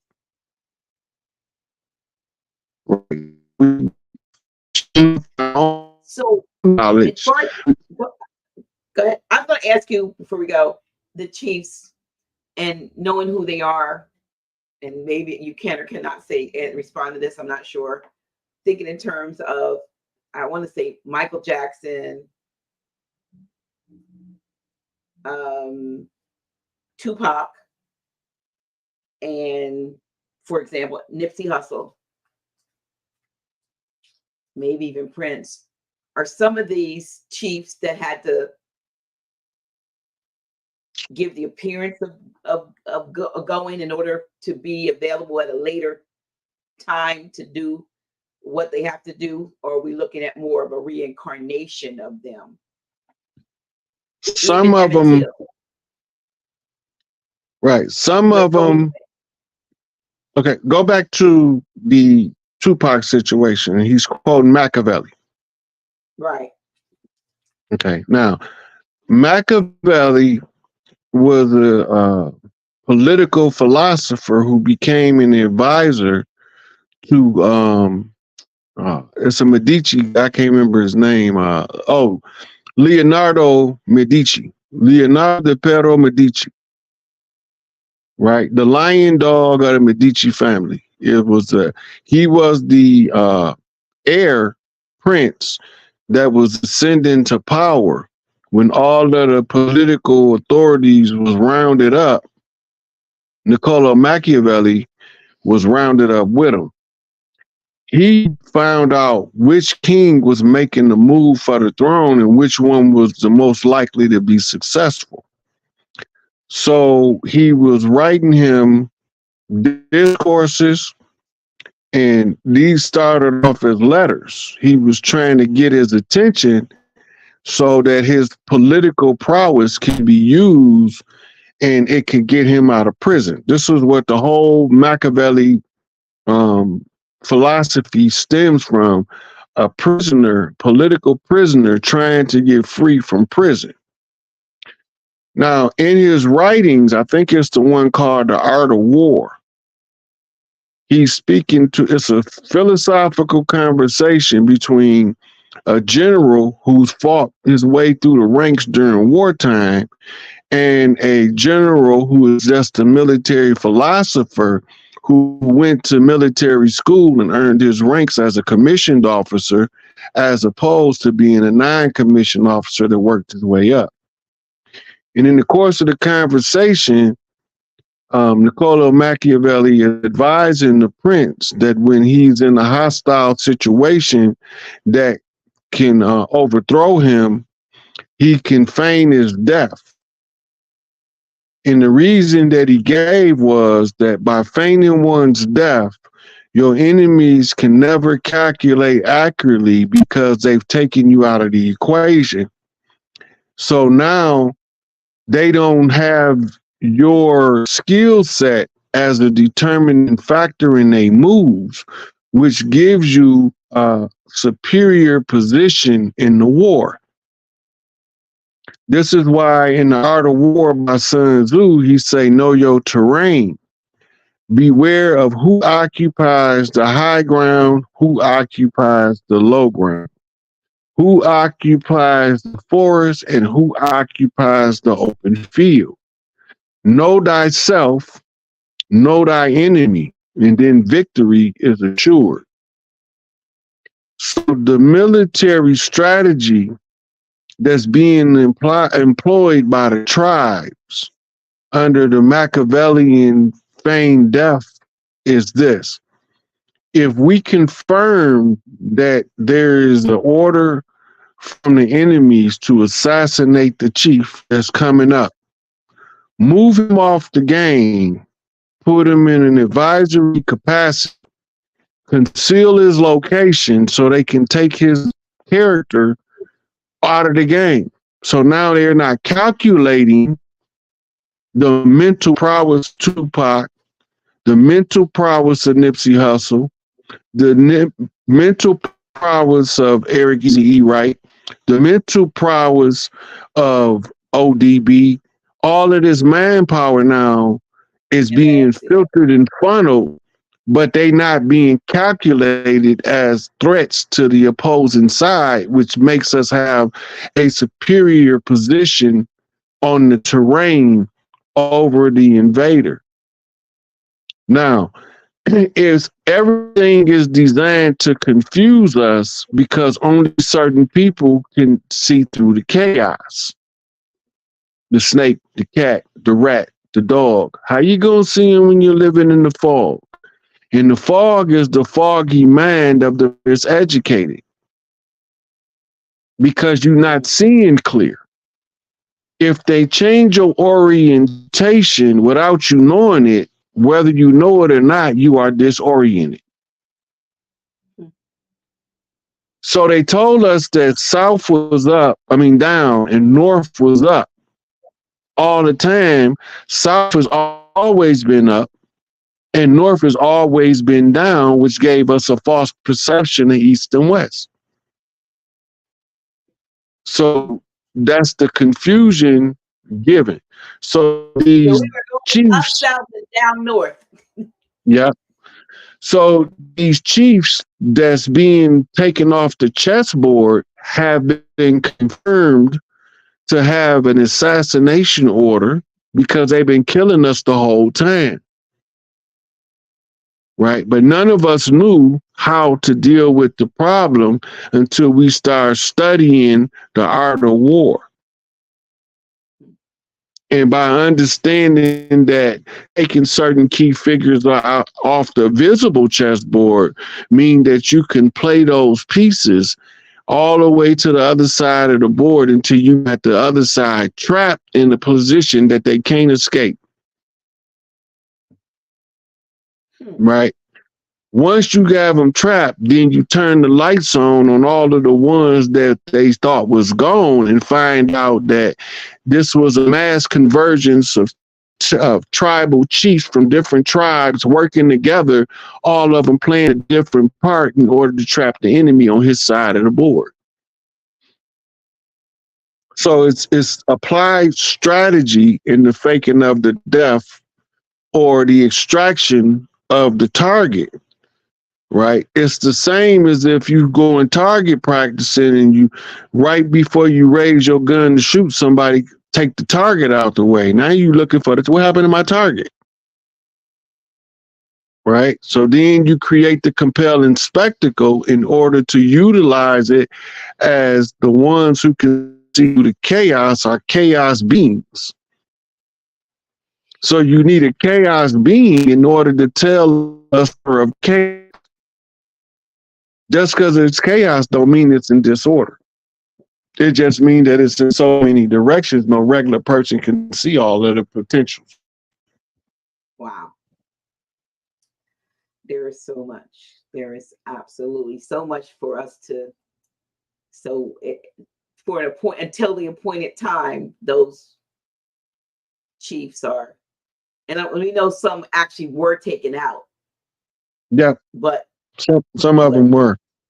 But like I could tell you now, Pimp C ain't dead. DMX ain't dead. ODB ain't dead. Tupac ain't dead. Eazy-E ain't dead. And I can go on and on. Aaliyah and Left Eye ain't dead. Right? And they all have what's called a tail. Learning body language so you can detect when they lying. The tell for the Aaliyah situation was that walk down path around her plane crash site. The plane wasn't there long enough to walk a path of dirt. Unless they conveniently crash where they trained to put fires out on crashed airplanes, then it would make sense. But that's the possibility is so great that the probability is most unlikely that they could crash in a training site location. A red flag that I seen when I seen them reporting on Kobe was every one of the major news channels had a different live footage of a different helicopter crashing. Wow. That didn't make sense. I was like, wait a minute, ain't nobody seeing this but me. Another red flag in the Kobe situation is Rick Fox was originally supposed to be on the helicopter with Kobe. And they was reporting that he died in the helicopter crash with Kobe, and he on the other channel, some sports channel with Charles Barkley. Not Charles Barkley, with Shaquille O'Neal. Hmm. Wait a minute, something ain't right here.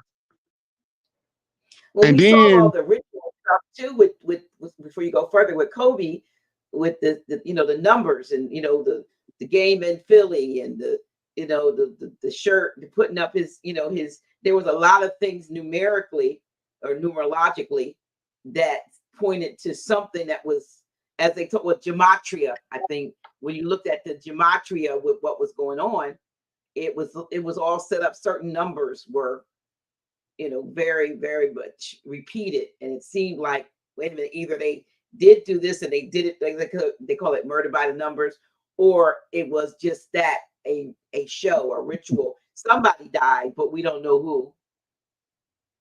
And then maybe we think they did it. Well, we don't even know that they did, because again, we got what they showed us yeah, and told us. yeah. Not to mention, a lot of this stuff is good gossip. Remember that. Mhm. We love a good gossip. We will Who's Jack? forego the. Since you talk about God, who's Jack? Who is Jaguar right in all of this stuff?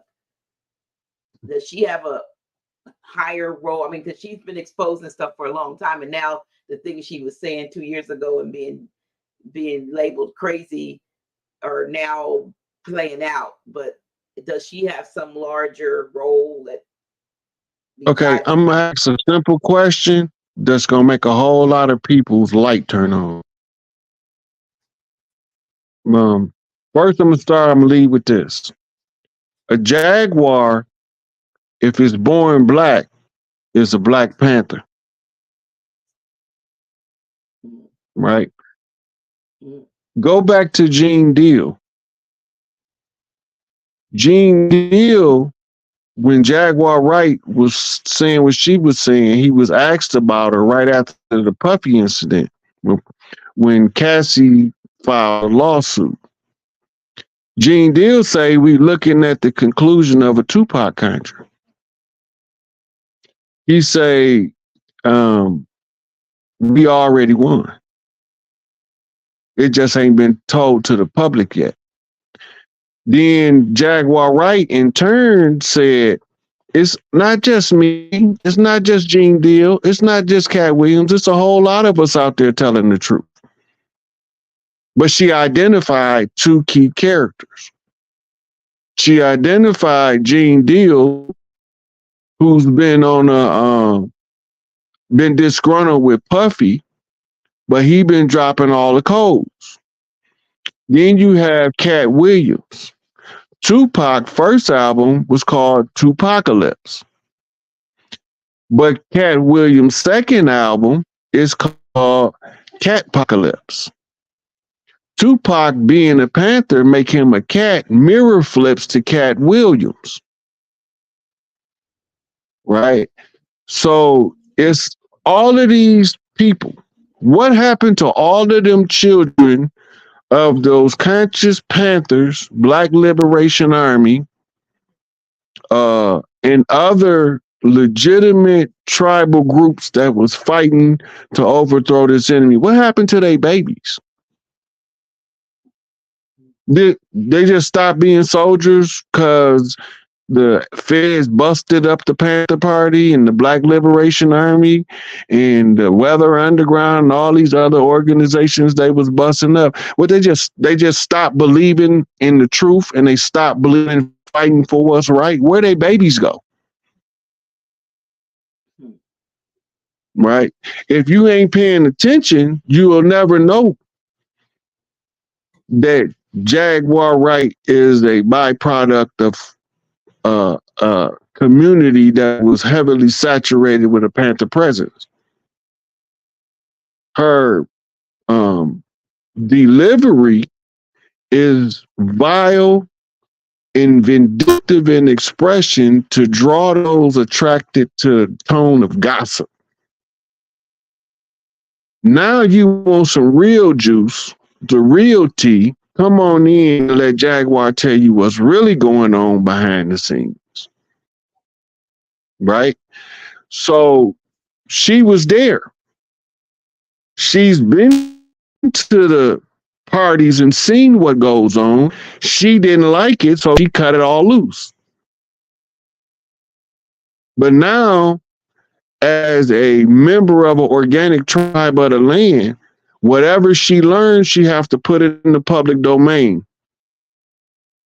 She got to put it out there in a time-stamped and archivable format. So as she tell people and the dots start to connect, it's already recorded. You can back to this day and this time on this channel and see where she said it. Yeah. Right. And I see mainstream media quoting her now. It's not just that's some blogger, but you're seeing CNN and Fox and all them and quoting her. Mm-hmm. Because see, they wanted her to shut up. That's what they wanted. But she a sister from Philly. You think you gonna make a sister from Philly just shut up? And they know they right. You gonna make her double down. She gonna still tell you the same information, but she gonna be meaner than she was the last time she told you.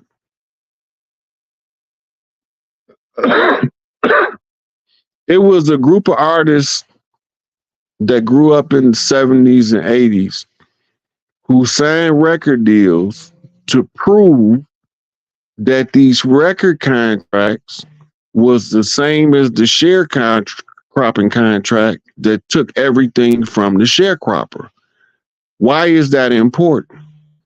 Because the people who were still in the land from the sharecroppers pretending to be their deliverance and all the time they scourge are the same people running the music industry in Hollywood. They the same bloodlines, the same families with the same method and the same allegiance to the same source. Yeah, I can see that. Using the same pattern, they caught on. When did they catch on, Dr. G? Go back to Bone Thugs and Harmony. One of the Bone Thugs and Harmony members came out and gave this speech about the 1991 meeting of the music business insiders on how to control rap music, capitalize on rap music, and to use it as a tool of destruction instead of a tool of upliftment. If you go back to 80s hip hop, you had people like Rakim, you had X-Clan, Public Enemy, even NWA. They was all telling us about what was going on and the remedies and the solutions in rhyme.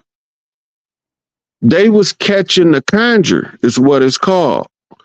If you go back to the early 1900s, the conjuring was rapping and tapping and spirit talking. To catch it on the other end, hip hop started off in lunchrooms with pencils on lunch tables while people are spitting rhyme. This is catching the conjure. They catching the beat of the rapping and tapping of the spiritualist movement, and the artist feeling the vibe is now reciting the rap that was put on the wire in order for them to download either who's behind the problem, the solution to the problem, or how to avoid the problem. Right? So the music industry decided they could make a whole lot of money off of hip hop. But once they took over, what started happening to rap music? People start rapping and start mumbling. And we call it mumble rap. What do that mean in the culture? In the culture, it means I'm here to do my part, but the industry won't let me say what I want to say. So you have to catch me mumbling in order to overhear what I'm trying to get across to you.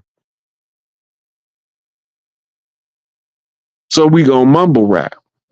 Now, mumble rap gave way to auto-tune. What does auto-tune mean to the priest that's reading hip hop? It means that they've instituted artificial intelligence to steal the next wave. What comes behind auto-tune? What comes behind auto-tune is now they can put out me and Tupac with new lyrics using artificial intelligence. Which takes us back to the days of Africa Bambaataa and techno and rap. Wow. Our cultural expressions, when we remember who we are, give us more information than the educational system will ever give us.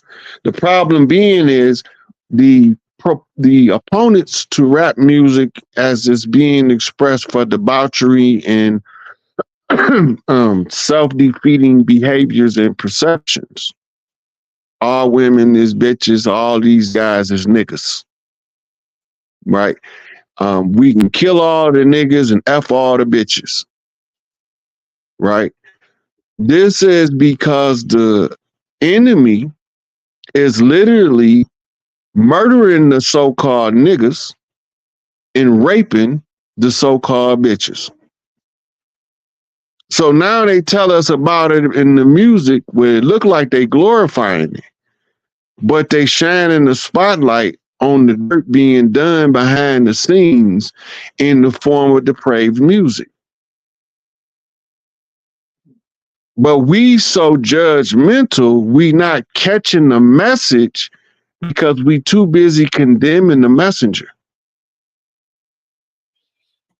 Right? We are right now, everybody on the F Puffy tour bus. This is the hot gossip that's going on right now. This the juicy stuff. The Jaguar Wright interviews. Oh, let her get on Puffy. They got people having watch parties to hear her tear up Puffy. But what's Puffy's mission? Who was Diddy? Gene Deal told us who Diddy was and who named him that. Biggie named Puffy Diddy because Diddy is Donkey Kong Jr. Diddy Kong. That means that he can hold his post in his position. That means he's holding on to something that's part of the problem, and we need to watch him close to see who it is, Clive Davis. He was, because of his swinging door sexuality, he's the perfect candidate to send in there. He already like that. Mm-hmm. You're not going to send no straight dude in there to hold on to Clive Davis because that's going to turn bad for the straight dude. and Clive can pay his way out of it. So you got to send somebody that into that already. You already into it. You doing what you already like to do. Go lay up with that old crusty, stinky, sweaty, smelly cracker. Because you into that already. Just don't let that SOB go until we get him for Whitney, until we get him for Phyllis Hyman, until we get him for Bobby Christina, until we get him for Leah, until we get him for Left Eye, until we get him for LaFace Records and the whole bad boy camp. Before we get him when we get him, we gonna already have Clive, Ted Fields and Jimmy Iovine and Liar Cohen, his lying ass. We gonna already have them if we can hold on to the bear. Right? So the question that came when are they gonna be able to bring down the elite? They just say they elite. They not elite for real. They just stole all our money because we was sleeping. They caught us in the middle of the night, crept in the house and ran the safe. Now we woke, we know where the safe at, and the whole family about to mount up to go get it. So this plays out in every form of old Mississippian culture. By me being an old Mississippian, it's almost second nature for me to read it. Right? So I could go in the community and look at the graffiti. I don't see eyesores. I see messages. Right? I don't see set tripping. I see street signs. What tribe over here? I need to know what tribe over here. I'm looking for the graffiti, the writing on the wall, right? Remember they said, Dan, you had to read for Nebuchadnezzar, the writing on the wall? Eeny, meeny, tinkle, tinkle. Yeah. Okay, Dr. G, I'm gonna let you go and do your thing. We can wrap it on up. A couple questions. Let me just a couple questions. I would, and I don't know if these could be briefly answered, but Gene Simmons wanted to ask you your thoughts on Terrence Howard and his solving of the Platonic solids. These are some that just, I don't know if it's why. Terrence Howard, in the sciences that he's bringing out is ancient science. It's not new. The Platonic solids, as used under certain sciences, is only being looked at in two-dimensional form. All of the Platonic solids can be found in a three-dimensional form in the flower of life. Right? So Terrence Howard right about 99% of what he's saying right now. But it's not new. This is how he got references. It's not new. He's just identifying the science that they don't want us to know. Because it does something to us when we tap into the higher sciences with a combination of melanin, pineal, sacred elixir. Those three combination with the higher intelligence gives you the four corner shuffle on how to reclaim everything back and how to restore balance back to the people. Okay, let me see one other. Well, this is a comment.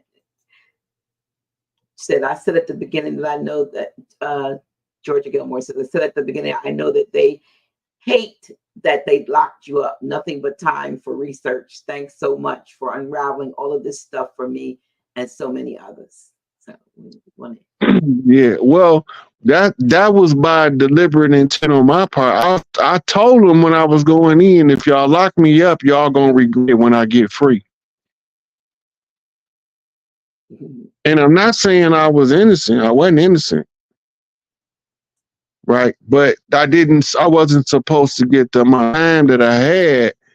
But if it take 7 years to get a PhD, I can get a PhD in about 4 subjects over 16 years. Right. But that don't mean I'm gonna stop when I come home. and you didn't.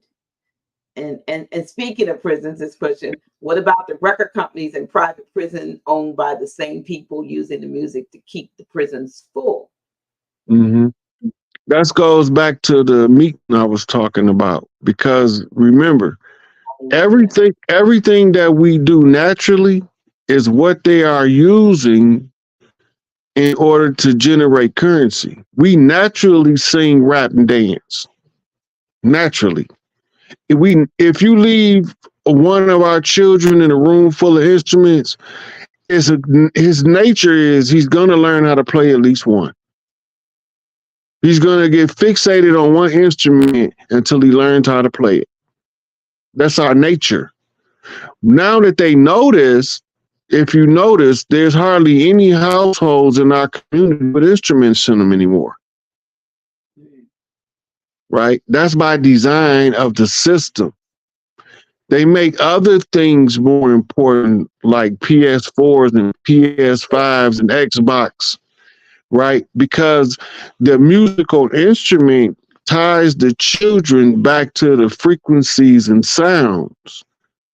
And once you become sensitive to mothers is naturals at what I'm about to say next.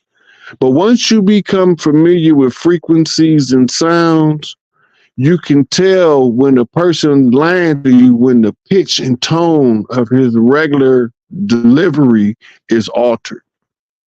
But the regular ear can't hear it. But you hear it with your subconscious.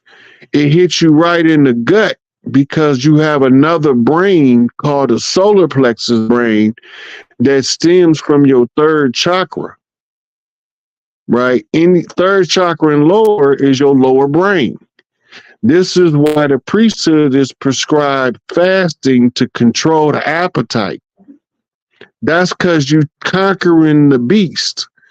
In your lower nature is being conquered by conquering the natural base desire for food, which gives you control of your sexual appetite, your interest in other things is also under more of your control. How you express your interest in music, how you express your interest in relationships is all altered once you control your emotional self. And this is why all of the religions and spiritual teachings of the world prescribe fasting. Also, a side effect of the fasting is your body start to burn the impurities instead of burning fresh food, which is a form of detox. These impurities put off a different byproduct that's a neurostimulant that heightens the subconscious sensory mechanisms, which is the same as saying they're unlocking your psychic ability.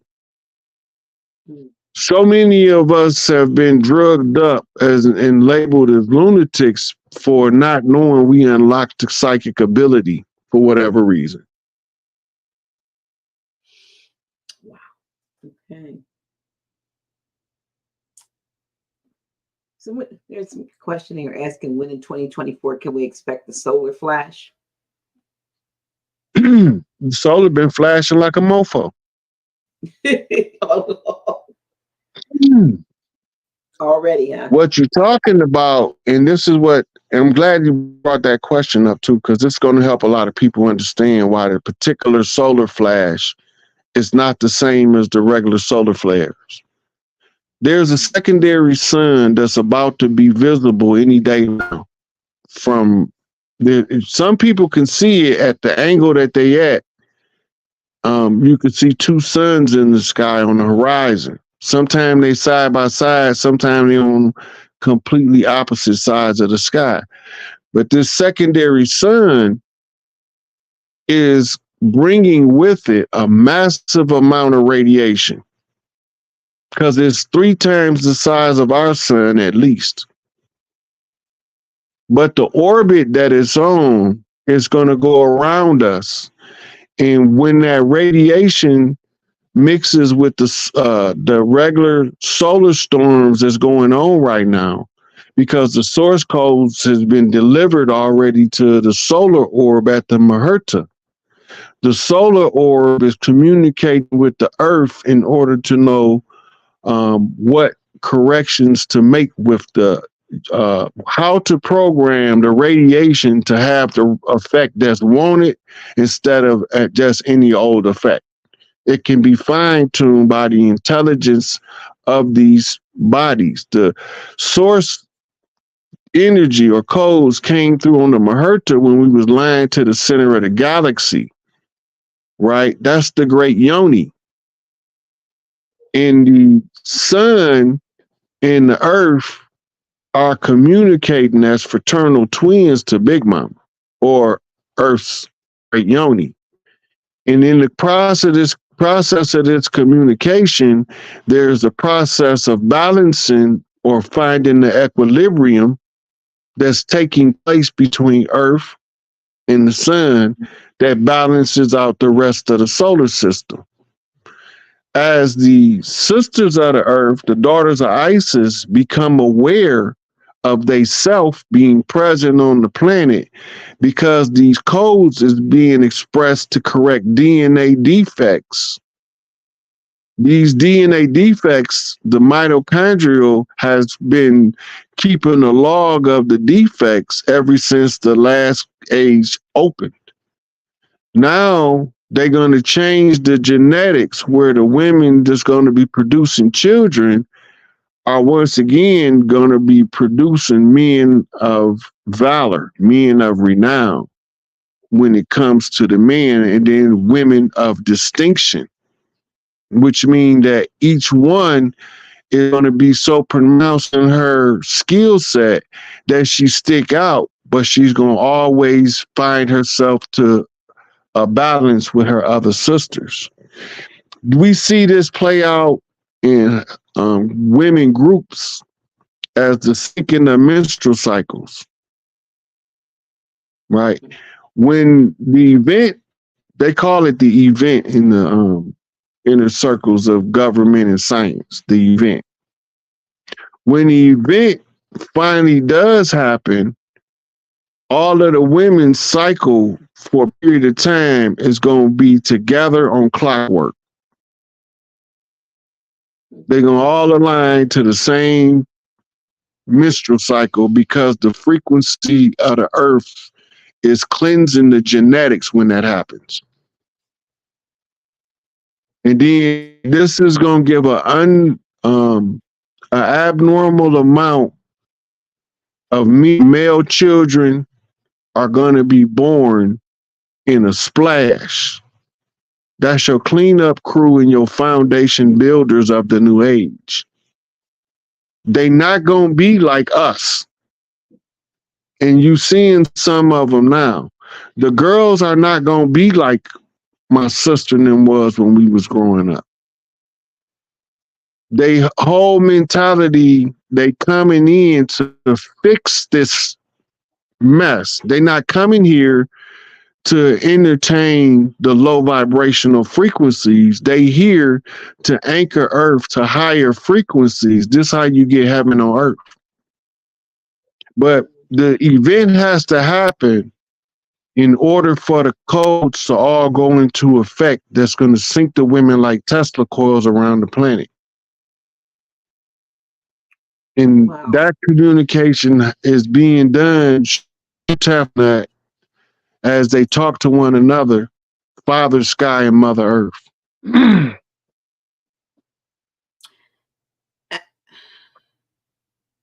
This is going to be the last question I'm going to show. The question is, all righty, here we go. Will there, from Yeshua Melchizedek, will there be a 2024 presidential election? What is the Black Swan event we should be looking out for? So what I'm looking at is highly unlikely that they carry the stage show to November. I don't believe there's going to be an election, but just because I don't believe it don't mean it won't happen. But whatever it is, it's going to be fake. That I can tell you. If an election go off, it's going to be fake. All right. And And whose favor are we going overwhelmingly? Are they going home? They put Biden in? well, this takes us to the second part of the question about the Black Swan event. Okay. Justification to suspend the elections is going to be government collapse. You can't change president once the government collapse. So he become a wartime president under hostile circumstances. There's no time to do an election that's going to be accurate. This was the original reason of not allowing the president to leave under these conditions, because the people will be in too much disarray to have a competent election because of the change that or the catastrophic nature of the event. Right. So the Black Swan event is the final shutdown of the Fed. The central bank that's been holding us hostage and stealing our wealth has been captured by the tribes. But before we can take them offline, we have to get the collective clan's membership enough notice and opportunity to understand that we've taken it back in a religious horror story about some antichrist coming in to destroy everybody and make everybody slaves is the exact opposite of what's going to happen for real. Right? They want us to look for a boogeyman to be scared of instead of looking for a champion to support. If the people switch from fearing the boogeyman to supporting one of these chiefs out here putting in the work, Brother Kalai, Dane Calloway, legendary Top Cats, 19 Keys, 7 Bomar, we are doing this work for a reason, but we are doing something different. At the end of the day, the Empress is the one they need to keep an eye on, because it's her moves that's triggering all of these collapses now. It was my moves that was making them surrender to her what we call foundational documents. We got to remember, we aren't the ones who wrote these documents. But as sovereigns, when we start to reclaim what's ours, when they surrender back to the sovereign, the birthright as the heir to the land, they give you the foundational document that their fraud is built on. Once they do that, fruit of the poison tree doctrine and law applies. Everything that followed that was surrendered with the foundational documents and treaties. Now that that part done, she's working on restructuring her Big Mama Bank. I call it Big Mama Bank, but it's actually the family bank. And Big Mama is just so happened to be the one responsible to pick the members of the family to sit as the banking committee, right? And for us, it in the family banker of the collective tribes will make up the banking council. So as she do what's necessary to have an active currency that all of us can immediately go to, the banks can only fall in phases. The most recent was a whole like 600 and some billion dollars, or 514 billion, I think it is unaccounted for.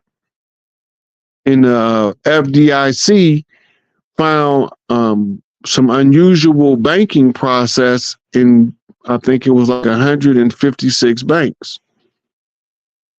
Numbers might be off, but I can send you what I'm talking about for the receipt. I think it's posted on my page too. But all of these is response to stuff that she's doing, because we literally in real time, exercising our birthright to reclaim everything so that everybody can have what's rightfully theirs. That's being worked on. Yeah. Mm-hmm. Well, I think we are at the 3 hour mark.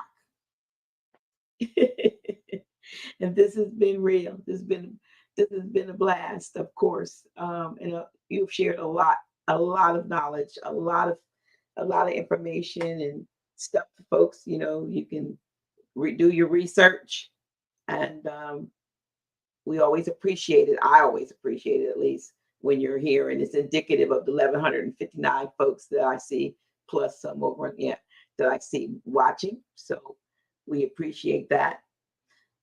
Just gonna let folks know that also. Let me see where I am on. Oops, let me take this down. On Friday, the 28th of June, we have our fourth Friday. Let's take this down for a minute.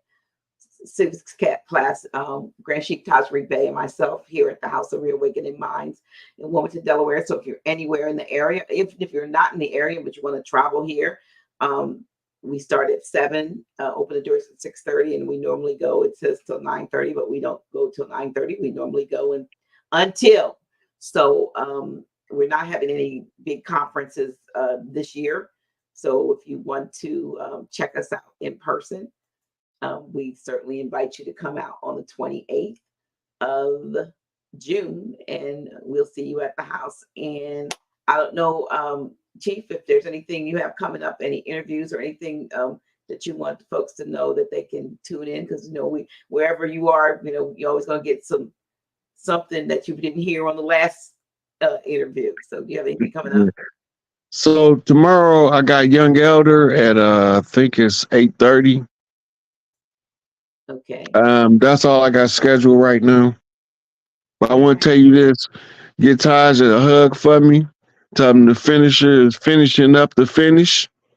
He was talking about So you yesterday. tell him to go and start looking through his travel brochures so we can send him wherever he want to go for retirement. Yeah, I don't think he gonna start. He just gonna go somewhere and keep on building houses and fixing people. He's a house doctor, Look, so he Dr. G, it's his life. If he want to build houses, we just gonna make sure he got the crew and the materials he need, and he can go do all the building he want. absolutely Whatever he want to do, he earned the right. Look, he earned the right to live his best life. The only thing is, he the only one can design it. That's true. That's true. I just want to finish so he can enjoy it as long as possible for the rest of his days. Absolutely, absolutely. So, but yeah, we were talking about you because I shared the link from the Dane Calloway legendary Top Cats interview of the build, and he was happy that you all had come. He said, and more. He said, and he hopes that you all will do more of that. That he said more of that needs to take place. And again, he said, he called you the finisher and the closer. So, I certainly will make sure that he hears that. And you all, thank you, each and every one of you for tuning in and staying. A lot of you for 3 hours and 3 minutes at this point. We appreciate you too. Grant, she and I'll be back next Friday, so on the 21st on the live. But if you want to see us in person, we need to see you on the 28th at the House of Reawakening Minds. We appreciate you. Thank you so much. Listen, share this video. Like it if you haven't. It's easy if you're watching on TV. I just learned how to do that recently. How you click over to the channel and click the up thing. You can click like, but like it if you liked it. You stay here this long as you might as well like it, right? So help us so that other people can see it, and also make sure you share it for those who have not seen it. Watch it again if you didn't. If you came in late, because this was a real good build, and I always appreciate when Chief Pontiac comes on, because it's you stimulate my intellect. So I'm always hearing something something newer from a different perspective. I appreciate that. Thank you. Thank you for having me, Dr. G. I always appreciate it when y'all invite me. It's Yeah, it's a point of gratitude anywhere I'm invited. My mama say, make them happy to see you come and sad to leave, see you go. Don't never wear ah, out your welcome. absolutely. Listen, show your love to Chief Pontiac. I've had this up almost the whole time. Just he's he doesn't ask for anything, but if you like or love what you heard, please show your love. If every one of you said $1, that would be amazing. You know?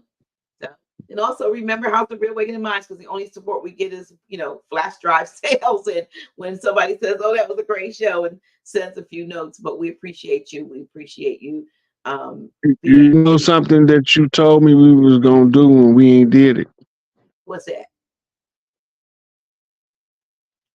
And he froze and won't let you say it. What is it that I said we were gonna do? We didn't do.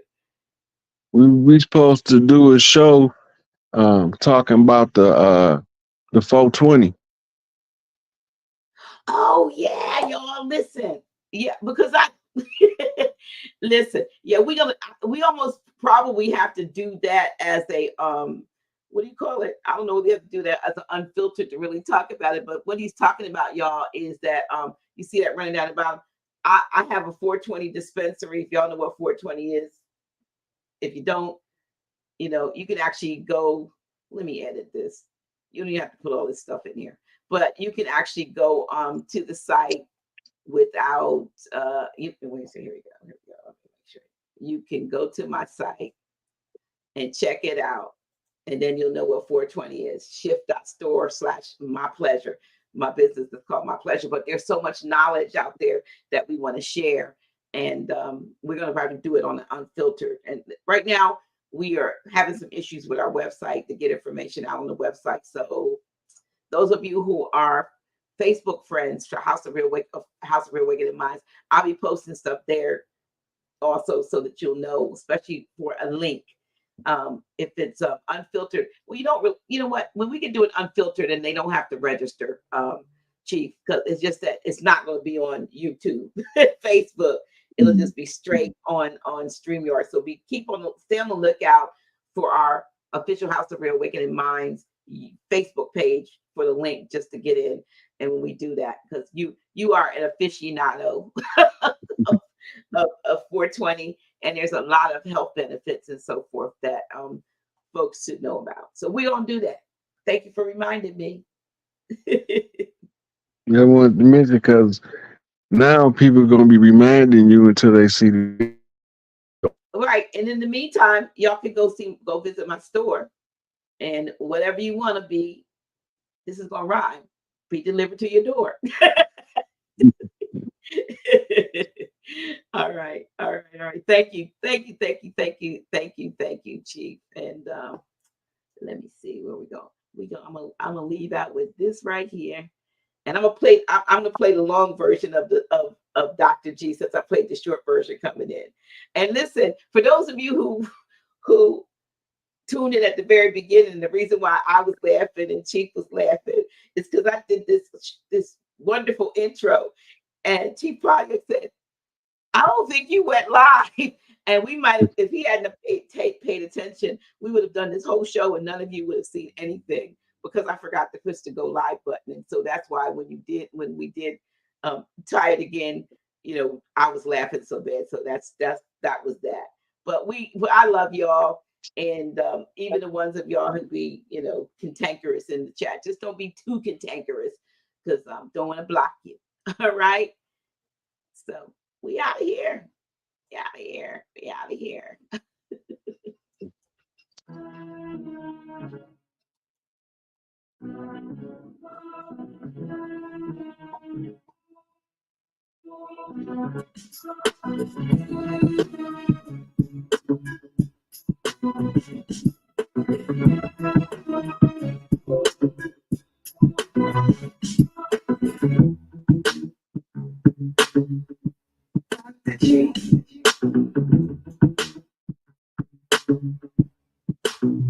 Really? Oh shit. that's me.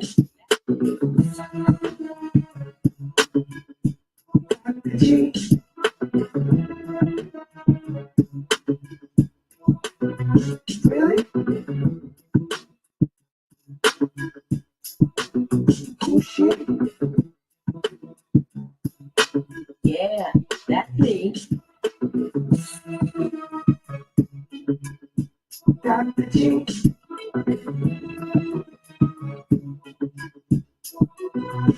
Really? Oh shit. Yeah, that's me. Dr. G.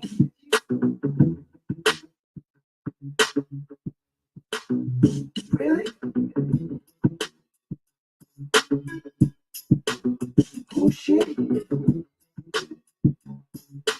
Yeah, that's me. Dr. G.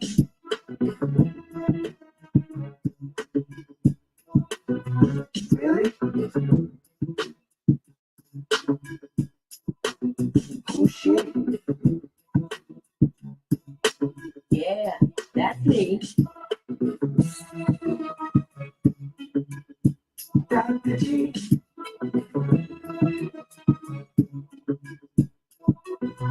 Really? Oh shit. Yeah, that's me. Dr. G.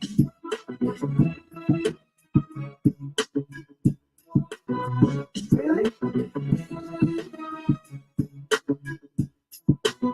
Oh shit.